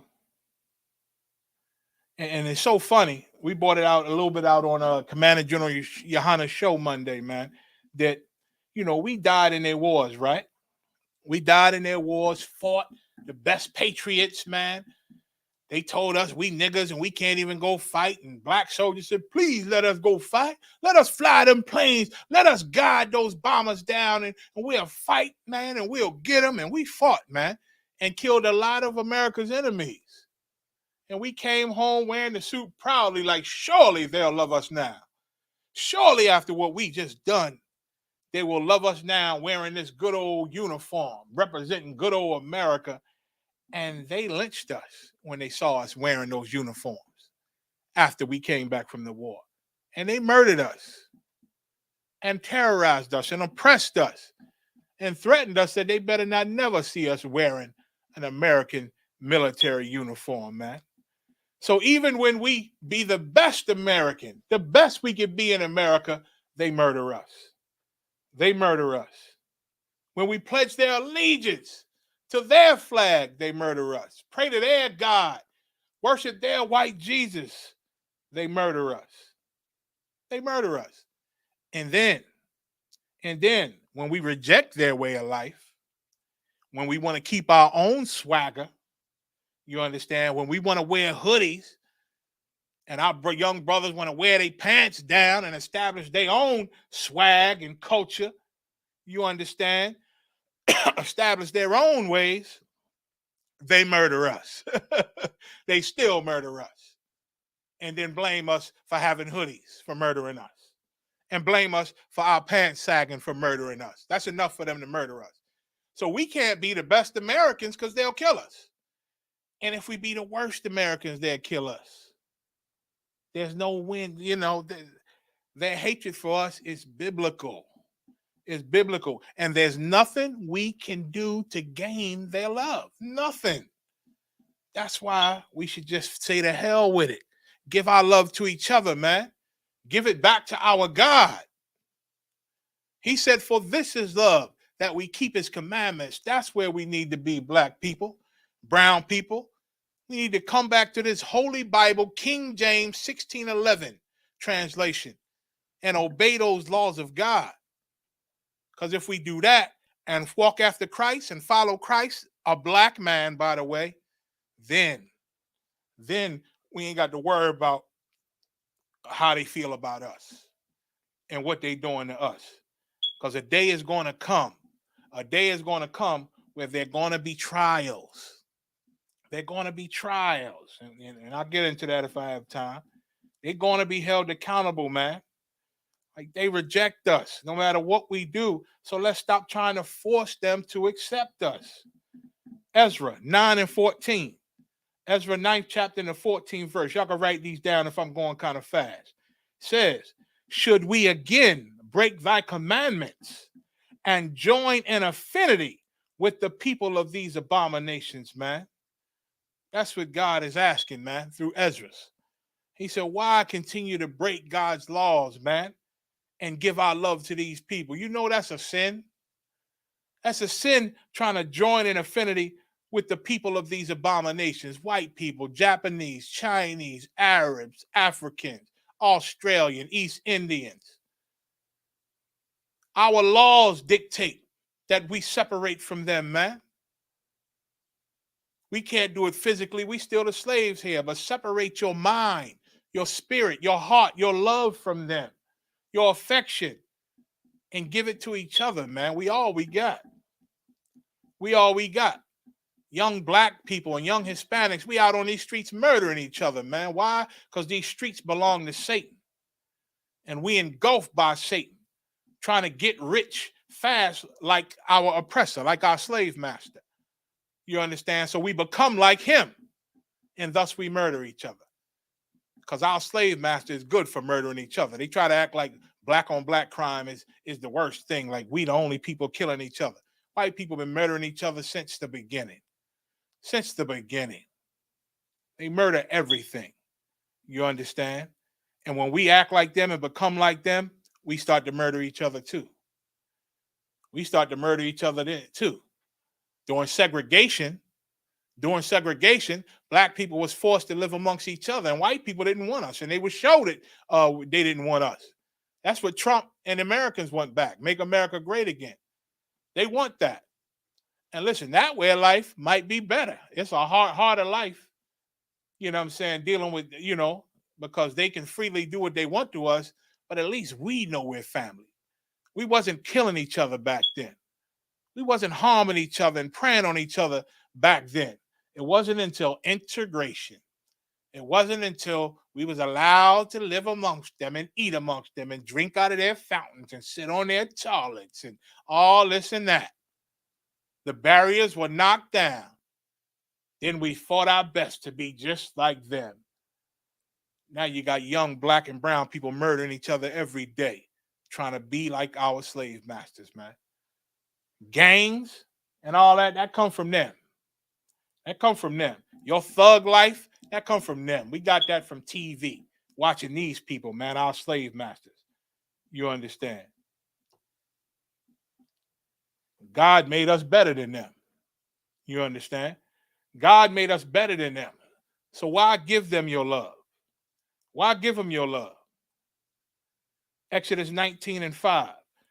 Now, therefore, if ye will obey my voice indeed, this is way back in Exodus, and keep my covenant, which is his laws, statutes, and commandments. Don't worship no gods other than him. Don't steal from each other. Don't lie to each other. Don't sleep with your brother's woman. Women aren't supposed to be whores. Men aren't supposed to be homosexual. All these things, man, in the law. Don't covet what your brother got. Your brother got a fine woman. That's his woman. Don't covet her. Go get yourself a fine woman just like he got a fine woman. There's plenty out here. But don't covet his. Don't plot on his woman. You understand? Don't do that. The Lord said, and keep my covenant, then ye shall be a peculiar treasure unto me. God said, all we got to do is obey him, and he would look at us like the best gold, man, like the best platinum and rubies and diamonds, a treasure. And not just any treasure, a special, peculiar treasure, man. That's how you feel about black and brown people. That's all we got to do. Imagine that. All you got to do is give up smoking, stop using drugs. All you got to do is stop stealing from your people, man. Love your people. Love black and brown people, man. Obey the laws of God. Give up pork. That's nothing. Giving up pork and shrimp and lobster and crab and tuna fish, that's nothing to be loved by God and protected by God. It's an easy deal to me. That just shows how merciful the Most High God of Israel is. Because we ain't got to do nothing hard to gain his love back. He called us his peculiar treasure unto himself. Then it says, what? Reading on. Above all people. I'm going to say that again. We in Exodus 19:5. Above all people, man. So God called us his peculiar treasure if we just return back to obeying his laws and statutes, which are just rules to make your life better. God created all the animals, so wouldn't he know what animals you should put into your body and what animals you should not put into your body? God would know that. God would know that. God knows the spirit behind certain man-made holidays. That's why he said, don't celebrate none of them. He gave us holidays to celebrate, which was significant to our people and our relationship to him. We got holidays. What the hell we need Christmas for, man? And propagate the lie that Christmas got anything to do with our black King Jesus Christ. It has nothing to do with Jesus Christ. You understand? Nothing at all. He said we are above all people, man. And, you know, our slave master, he's a person. He's people. White people are people. Chinese people are people. Asian people are people. Japanese, African, which are the children of Ham, which black so-called African Americans, we are not the children of Ham. The children of Ham and all the African countries, they're one race of brown people, and the children of Israel and Jacob is another nation of black people, which are us. You understand? Above all people, man. God made us above all people, so we better than them already. We better than them right now. High off drugs, in hell in the ghettos, can't get nothing, a pot to piss in. You understand? A window to throw it out. We ain't got nothing in this place compared to what they got, man. We got maybe a glimmer of a crumb of a crumb of a piece of a crumb of what they got. But we still the chosen people of God. And that's the best thing you could ever be. Because they about to come down while we get risen up. They turn things upside down, like the Lord said. And God, through our work in the ISUPK, and the Lord waking up people through our word that we speak from him, the Lord is going to turn it back right side up. You understand? And we're going to have our seats and power on this earth under Christ once again. God said we above all people. That never changed. That never changed. For all the earth is mine. That's the Most High saying. All the earth is his. So he got the power to make somebody above all the rest of the people. He got that authority. 6th verse. And ye shall be unto me a kingdom of priests and a holy nation. You look up the word holy, it means separate. Or a modern day word is different. Different. We ought to be different from white people, Chinese, Japanese, Africans, Arabs, East Indians. We're to be different from them, separate from them. We got a whole different culture from them, man. A whole nother culture. And ye shall be unto me a kingdom of priests and a holy nation. These are the words which thou shalt speak unto the children of Israel. God told Moses to go tell my people that. Tell the 12 tribes everything I just laid out to you. This is Matthew 7 and 6. Matthew 7 and 6, we got to be careful with this. What Christ told us a long time ago. Give not that which is holy unto the dogs, neither cast your pearls before swine. What's holy, man? What do the Lord look at like pearls, valuable? Our love, man. Our spirit. Israelites are some of the most compassionate people and loving people. Blacks and Hispanics, man. Come on now. You can't get more compassionate than us. More forgiving than us. More loving than us. But our slave masters and our enemies take advantage of that. They take advantage of that thing that God put in us. You understand? What Christ said a long time ago, don't give that to dogs. Don't cast your pearls before swine, lest they trample them under their feet and turn again to rend you. Because if you give the valuable things to these dogs, our slave master, to these pigs, this swine, these other races that support our slave master and get rich off of us, yet don't love us at all or do a damn thing for us, if we give the valuable things in our heart, our love, our friendship, our unity, if we give it to them, they're just going to take it and destroy you. Look at our condition in 2023. We've been giving pearls to these swines. We've been giving our holy love and our holy seed and our holy affection to these enemies of God, to these dogs. And look at our condition in 2023. Things are getting worse, man. It's getting worse. It's getting worse, man. You understand? The more we show love to these people, the more they're going to destroy us. The average Christian can't understand that. They can't understand that. They think, well, every human should, if you're kind to a person, if that person is human, they should know to be kind back to you. Well, you're going to find out that this monster that had us in slavery over 400 years, he is not human. He is not human. God said, who can make straight that which I have created crooked, man? I have made crooked. God created these people and made them crooked. Crooked. You can't straighten them out. They're not normal humans. This is a different type of monster, this slave master, this over us. You understand? You understand? And our people, once again, like Meek Mills, like many black and brown people, we still trying to save these people, man. We still casting our pearl amongst these swines, man. Brother called me the other day, tried to argue me down on how the Israelites rejected Jesus Christ. But we rejected, he did go to his own, but they rejected him. They still don't understand that scripture, man. Well, if all Israel rejected Jesus Christ, where the hell the disciples come from then? Where the hell did them sisters come from? They was down with it.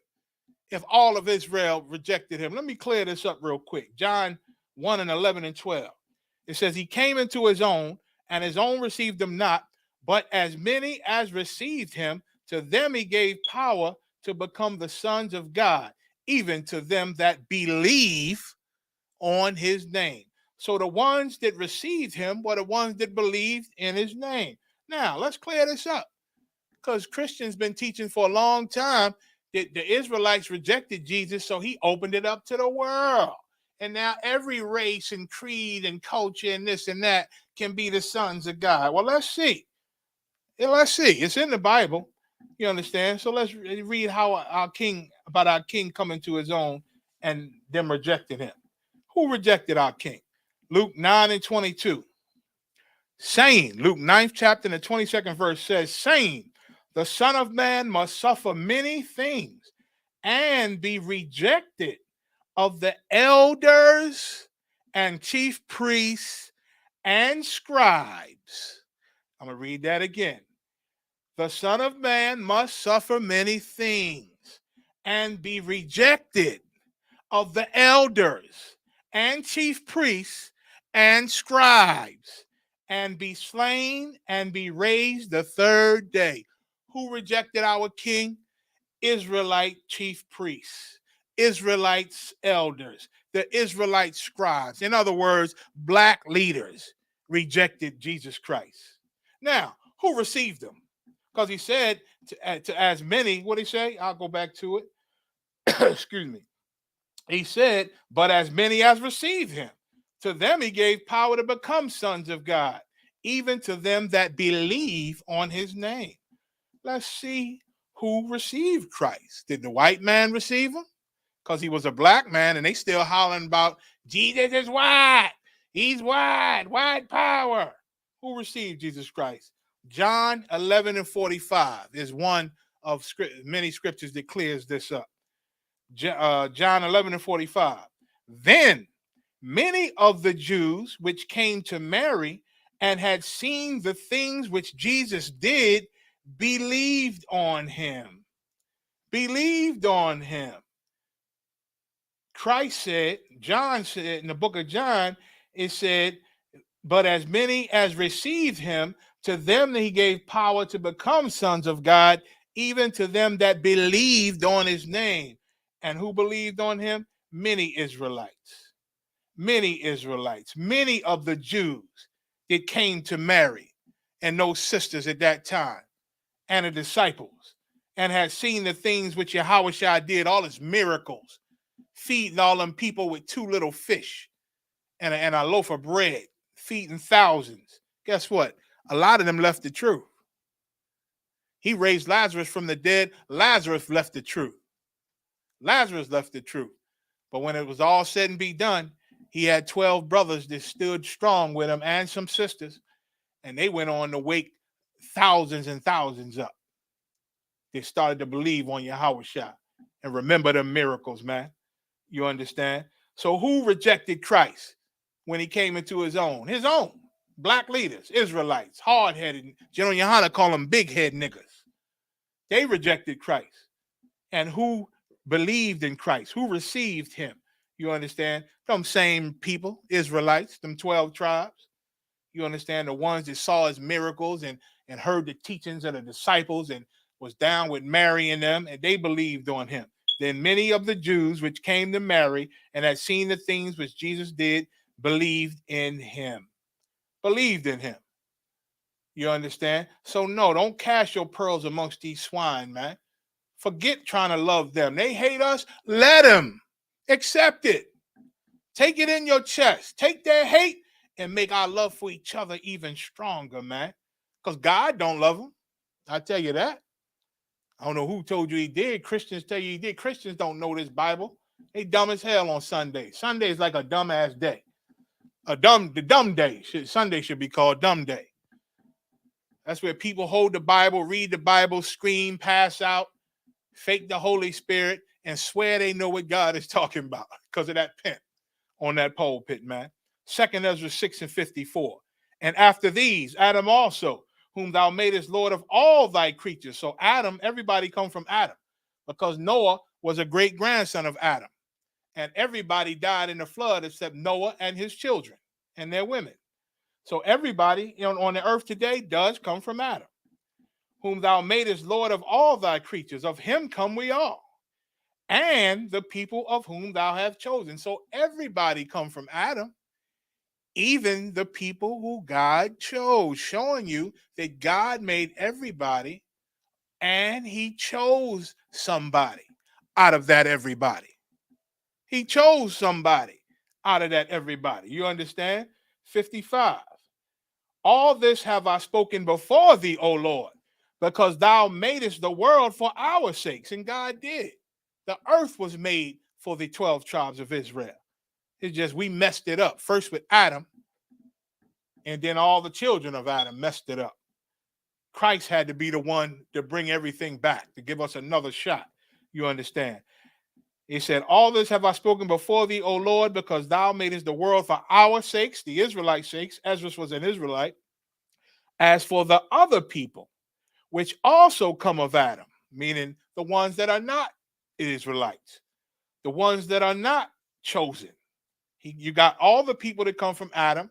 Then you got the chosen of the Most High. Now he coming back and saying, now, all you made the world for our sakes, you're chosen. Now, as for all them other people that you created, which also come of Adam, thou hast said that they are nothing. That they are nothing. You can't be mad at me, TikTok. God said that those people are nothing. He's talking about people here. God is prejudiced. God got favorites. He don't look at everybody as the same. Even your Constitution in America say all men are created equal, but it wasn't talking about everybody. You know that, right? Y'all know that, right? It wasn't talking about everybody. Well, Ezra asked the Most High God, the God of the Bible, he said, the other people that come from Adam, you said they are nothing. Why? Because it's in the Bible. It's in our laws. It's in his prophets. He said they are nothing, but be like unto spittle, like spit. Like you playing sports or ball and spit come out your mouth, you don't even miss it. Who gives a damn? Hey, man, spit came out your mouth. Oh, my fault. You wipe it with a napkin, put the napkin in the trash. That's how God feels about these other people.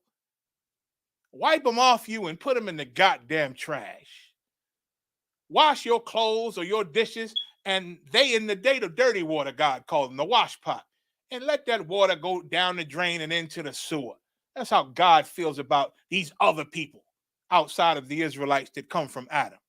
So them hating us, who gives a fuck? Excuse my French. Who gives a damn? You understand? Reading on. But be like unto spittle, and has likened the abundance of them. If you take all of them and put them together in a big bundle, that's the abundance of them. All the other races outside of Israel. If you take white people and join their whole race with Chinese people and join that whole bunch with the Japanese, bring all the Africans, all the Arabs, all the East Indians, all of the damn Australians, all of the Cambodians, all of the non-Israelite people, you bring them all together, the Lord said, and has likened the abundance of them unto a drop that falleth from a vessel. Nothing. Nothing. You got a bucket of water, you taking it to wash your car, and a drop fall out that bucket onto the ground. You don't even look back. Who gives a damn about that drop? That's how God said the abundance of all these other races are to him. They're nothing. They're a drop that falleth out of the bucket, man, that you never even miss. You understand? That you never even miss. 57th verse. And now, O Lord, behold, these heathen, which are these nothing people according to God, non-Israelites, Jewish people, white people, African, Chinese, Japanese, you understand? All these, what it say? And now, Lord, all these heathen, which have ever been reputed as nothing, there it is again, have begun to be lords over us and devour us. That's our life in 2023. These nothing ass people that God don't give a damn about, they rule over us in 2023. They rule over us. We on the bottom. God's chosen people, his peculiar treasure, we are on the bottom. Now you know how Joseph felt.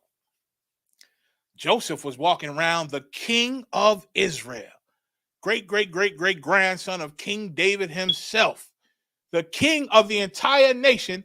He had to live life as a carpenter and make a few dollars under our slave master, the Romans. Under our slave master, man. That's what made Jesus Christ king, because he was the heir after Joseph.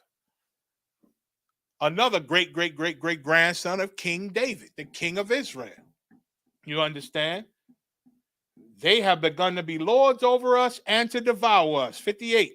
But we, thy people, the chosen, whom thou hast called thy firstborn, thy only begotten, and thy fervent lover, are giving into their hands. And we are given into their hands. Ezra's complained about it back then. And listen, we don't like it in 2023, but it's a fact. We are given unto their hands because of our sins, because of what we did.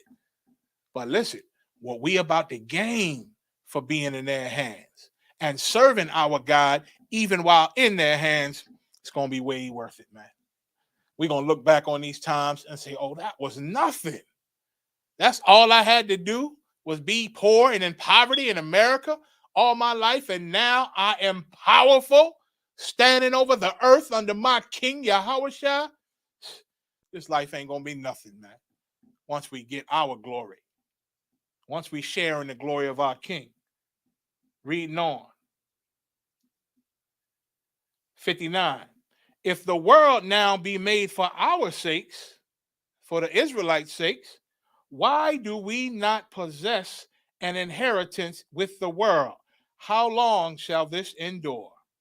That's what Ezra wanted to know. He wanted to know how long, Lord, when you coming back. The disciples asked Christ the same question, man, during his time. When shall these things be? When shall be the sign of thy coming and of the end of the world? And our King told him, there are going to be wars and rumors of wars. You living in them times now. Wars and rumors of wars. They talking about it all over the TV, about to get it in. Even Japan, South Korea now. South Korea want to be involved in stopping other countries from making nuclear weapons because North Korea making nuclear weapons and they don't give a damn about America. But South Korea is friends with America, so they just want a seat at the table to deal with these nuclear weapons. America cut them off from making nuclear weapons a long time ago. They just want to be at the table. And of course, eventually, they're going to say we should be able to have some because South Korea got some. China got some. Everybody else got them. We want them too. Everybody preparing for war, man. That's why God said in the Bible, prepare slaughter. Told the heathens to prepare slaughter, man. War is about to come to them. You understand? In a big, big way. So all we got to do is continue to have patience, man. Many, many men did not have patience. You understand? Y'all done heard the stories. Y'all done heard the stories about men that laid down their sword, man. They was fighting for a seat at one time and then decided to go another route and follow men, follow ungodly men. You understand? They put down their sword. Matthew 24:13 and 14. But he that endure unto the end, the same shall be saved, man. Christ ain't back yet. So what time to take a break? Put down your sword. Go be Christian for a while. Start smoking again. This ain't the time. 14. And this gospel, because this is the good news. All we got to do is endure, obey the commandments, obey God, follow after Christ, do what Christ would do. By Hashem Yahushua. And the gospel of the kingdom shall be preached in all the world for a witness unto all nations, and then the end shall come. And that's what the ISUPK been working on under Commander General Yohana. Preaching this good news that we're not going to be in this slavery forever. That Jesus Christ and the angels are going to return to free us from our oppressors and put us back in charge of this earth, man. That's the good news. And we've been teaching it. We all over the place, man. We trying to get all over the world. Everybody's heard it because of the internet. We all over in America. We in the UK, Jamaica, Trinidad, South America. You understand? We in Haiti. So you know everybody hearing us through these airwaves that we've been praying for so many years and decades, man. Open up the airwaves. Open up the cables and the access channels, man. We've been praying for this since 1969. And now we living it, man. Now we living it. Where am I? I'm going to go to Psalms 149 and 5. Because once again, they're going to be held accountable. I got a couple more and then I'm done. Time is it? Might go over a few minutes. Psalms 149, 5th, and this is one of my favorite chapters, man. I'm going to start at the 5th verse, though. Psalms 149 and 5. Let the saints be joyful in glory. Let them sing aloud upon their beds. So the saints are the Israelites, of course. The Lord tell you in the Psalms, my saints are the Israelites. It said, let them sing aloud upon their beds. Let the high praises of God be in their mouth, and a two-edged sword in their hand. Why are we going to have that sword? We praising the Lord because we free now. We praising the Lord because our enemies have been put down. America's been destroyed, and now we on top. We on top now. So why we got these two-edged swords in our hands? 7th verse. To execute vengeance upon the heathen and punishments upon the people. Once again, there are going to be trials held. They're going to be trials. These people that survive the second coming of Christ, they're going to be put in chains, like the Bible tells you, and they're going to be held accountable. The books are going to be open, the records are going to be uncovered, and all of their dirt and crimes are going to be brought out, and they will be held accountable. There will be justice for white people, Chinese, Japanese, all the people that oppress us, Africans, East Indians, all the people that oppress us. There will be punishments. It said, 8th verse, to bind their kings with chains. That's you're arrested. They're getting arrested. They're locked up now. It's court time. Now it's time for trials. To bind their kings with chains and their nobles with fetters of iron, to execute upon them the judgment written. This honor, this is in the Bible, God's word. All that, holding them accountable, making people who enslaved us, punishing them for what they done to us, the people that get rich with our slave master and help oppress us, all of them will be punished, man. And the Bible is calling it an honor. I'm going to read it. It's an honor to punish them when our king gets back. This honor have all his saints. Praise ye the Lord. Barakatah Yahweh wa Yahweh Shai. That's what that means in the Holy Bible. That we're going to punish our slave master for what he's done, and all the people that supported and helped him in our punishment, all the people that didn't want to get involved, and that's not our issue. We don't leave black people alone. Let the police do what they do with them. That's not our business. All of them will be punished, and it will be an honor according to God. This honor have all his saints. Praise ye the Lord. We reading out of the Bible. What you want from me, TikTok? What you want from me, Facebook? What you want, Instagram? What you want? Black People News or whatever kind of social media? What do you want from the ISUPK?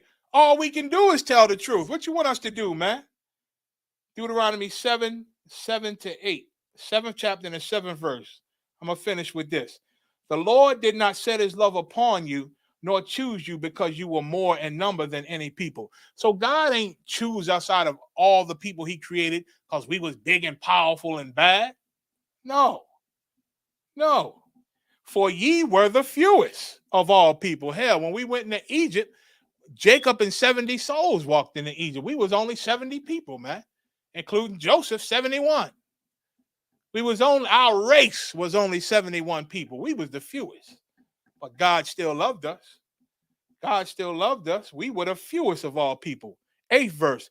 But because the Lord loved you, and because he would keep his oath, he would keep the oath which he had sworn unto your fathers, Abraham, Isaac, Jacob, hath the Lord brought you out with a mighty hand. Man, this is our future. If once in Egypt, and the Lord about to bring us out of modern day Egypt, man. You read that in Jeremiah, the 16th chapter, how he going to bring us out of modern day Egypt. Brought you out with a mighty hand and redeemed you out of the house of bondmen from the hand of Pharaoh, king of Egypt, man. America is modern day Egypt. Just like the Lord brought us out of Egypt, that's what God is famous for in the Bible. Splitting that Red Sea, turning the water to blood, the locusts, killing the firstborn of all the Egyptians, the plagues, the sicknesses, the boils, the frogs, the locusts, all those things the Lord is famous for when he pulled us out of Egypt. Imagine what he's going to do to America. Imagine what's about to happen to America when he pulls us out of here, man. You ever heard of spaceships? I know you Christians, you probably bugging out. But you better recognize what a spaceship really is. You better read the Bible about those spaceships. God calls them chariots. The prophets saw them. Said they looked up and they saw eyes in the sky. There were no light bulbs back then. So lights to them would be eyes to them. It said they saw fire enfolding itself around it. They saw beings, angels coming out of them that were brown and black like us, man. Black and brown like us. That's the salvation of the Israelites, man. That's what we got to look forward to. All we got to do is stop eating pork and shrimp. That ain't hard. Give up a goddamn cigarette, man. That ain't hard. Stop hoeing yourself. Brother, stop running after hoes, man. That's all we got to do to get all this, man. Listen, I know this in the truth. I know I've told this to a few people. I don't know how much I've said it. But I'm going to tell you when the Lord showed me, that Commanding General Yohana was the answer. I had a vision one time. And, you know a vision or a serious dream because of the spirit that's in you when it's over. You understand?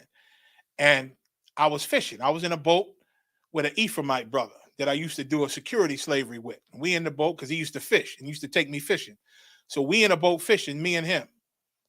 All of a sudden, the water get rough and the boat turn over. And now we in the water. And by the time my eyes clear to look around, we in the water. I mean, we deep in the water. You understand? And as I'm in this water, I'm looking up. I can't even see the top of the water. So we in there, and I'm thinking, we drowning. I'm drowning. Then I look around, and I notice there's millions of brothers around me in this water. And I say, oh, my God, we all going to drown. We all going to drown. And all of a sudden, my hand go up, and something start pulling me. And I look up, and it is a life preserver, a red and white circle life preserver in this vision. And now this life preserver is pulling me up. And I'm going up. And as I'm going up, I'm passing millions of brothers and sisters just floating in this water. And I'm worried. I said, oh, my God, what about the brothers?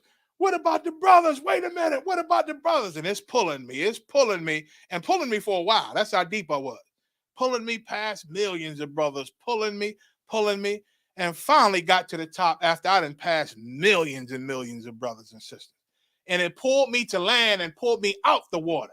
So now the only thing was in my brain was find General Yohana, find Commanding General Yohana. And I started racing through the sand, away from this water, looking for a phone to call him. What I was going to say when I called him, I don't know. What was the number to call him? I don't know. But I know the Lord put something in me in that vision to find and contact Commanding General Yohana. And I saw, and I'm running, I'm screaming to everybody, where's Commanding General Yohana? And I see a phone in the distance. And as I'm running to that phone, when I get to it, I wake up in a spirit I ain't never felt before. It was ridiculous. So the Lord showed me the Commanding General Yohana was the answer. Now, I was a young man when he showed me that. This is when Negroes started to break off from the ISUPK and become them red and white cats, the candy cane. You don't even hear about them no more. Following some guy who called himself the Holy Spirit on earth, living comforter, man. Prophesying all type of wrong things about who going to live and who not going to live. So I knew Commanding General Yohana was the answer. And even back then, before they changed their name, before they totally left the UPK, at least the Philly school, before our generals under Commanding General Yohana in Philly left and went and became the Israelite Church of God in Jesus Christ, they pulled me in a council. And I told them about several visions that the Lord has showed me. And they sucked their teeth. And say, here they go. Because at this time, Commanding General Yohana and General Mahaiman was going back and forth to New York. And then, of course, when they come back to Philly, you know what I'm saying, the Lord had me bump into them. And we start rolling. And so they heard about it, of course. They want to know, what you doing with General Yohana and Mahaiman? Because at this time, it was all stirred up, and New York was going through a bunch of BS. And of course, it was trickling down to Philly. And so control of the Philly school was given to a brother whose name used to be Rawbon, who also put down his sword. You understand? And now, so they was asking me, what are you doing talking about Johnny High? I said, no, we were drinking a few beers and had a few sips. And me, him, and Mahaiman, we just talking, we going to the Bible. We was talking about King David and how he killed Goliath and the heart and David's faith. And they said, oh, here go this David thing again. Because at that time I didn't know, but they were referring to the house of David. I guess they make some reference like I'm joining the house of David or some mess like that. I didn't know who the hell the house of David was. You understand? And so from there, once, I still continued. I see Commander General Yohana, General Hyman. And then all of a sudden, we heard that they denounced the ISUPK and became the Israelite Church of God in Jesus Christ. And they all worship some cat whose nationality was questionable at the time. I don't know, who the Lord killed recently, named Tazadakia, who said he was the God, Spirit, Holy Ghost man. You understand? And so they all left and followed him. Commander General Yohana, we was, very happy, because we understood that now, we going to nourish this thing. And if the Lord is with us, he with us, and it'll grow. But we definitely was not following all the far. We heard about different scriptures they was changing. Listen, Tazadakia convinced them that Ariah, head priest Ariah, that we just celebrated, who just passed away, convinced himself that he was wrong about a lot of breakdowns. Convinced them that all the head priests were wrong about a lot of things. 2 of the head priests said, "To hell with this," and they rolled out. 2 of the head priests, Ariah and Shar, stayed with Tazadakia. You understand? And all his false doctrines and all his changes, man. They ain't do nothing but become the Roman Catholic Church. You understand? But before that, before Tazadakia rose up and convinced them of that, when they were still UPK, all 4 of them gave Commander General Yohana license and permission to start schools whenever he wanted. So even in the spirit, they gave Commander General Yohana permission to run the schools at the ISUPK before Tazadakia ruined the whole goddamn thing, and they all left the truth and became something different. So Commander General Yohana, by right, any way you look at it, is the head of Israel. Is the head of Israel. You understand? Now that's what I know. That's what the Lord showed me. And once again, I've said this before, I can't convince everybody. All I could do is tell the truth. You understand? The Lord, he'll bring the increase. And as I could see it, this last Passover, he's been bringing the increase. You understand? He's been bringing the increase. The water for command to the Commander General Yohana, all the generals, all the captains, all you hardcore officers at the ISUPK, you troopers, I see you coming up, you learning, man, you looking strong. And shout out to you sisters, man. We never can forget the daughters of the ISUPK. You are the most beautiful, wonderful things, and we need you so dearly as we fight in this hell, man. We need you to support us. We need you to have our backs. Stop crying about them other wives, man. We about to rule the earth. We about to rule the earth. Stop being mad at your man. He coming back. He ain't going to be gone forever. He can't put you away. You understand? He'll be back, but you might not be able to have him every day. That's all. That's all. But we love you dearly, man. One West in the house, man. The water for everybody for tuning in, man. I'm going to end it there. And I ain't even going to play no music. We're going to end on that note. I'll see y'all next week. Lord willing, man. Lord willing. Shalom, Israel.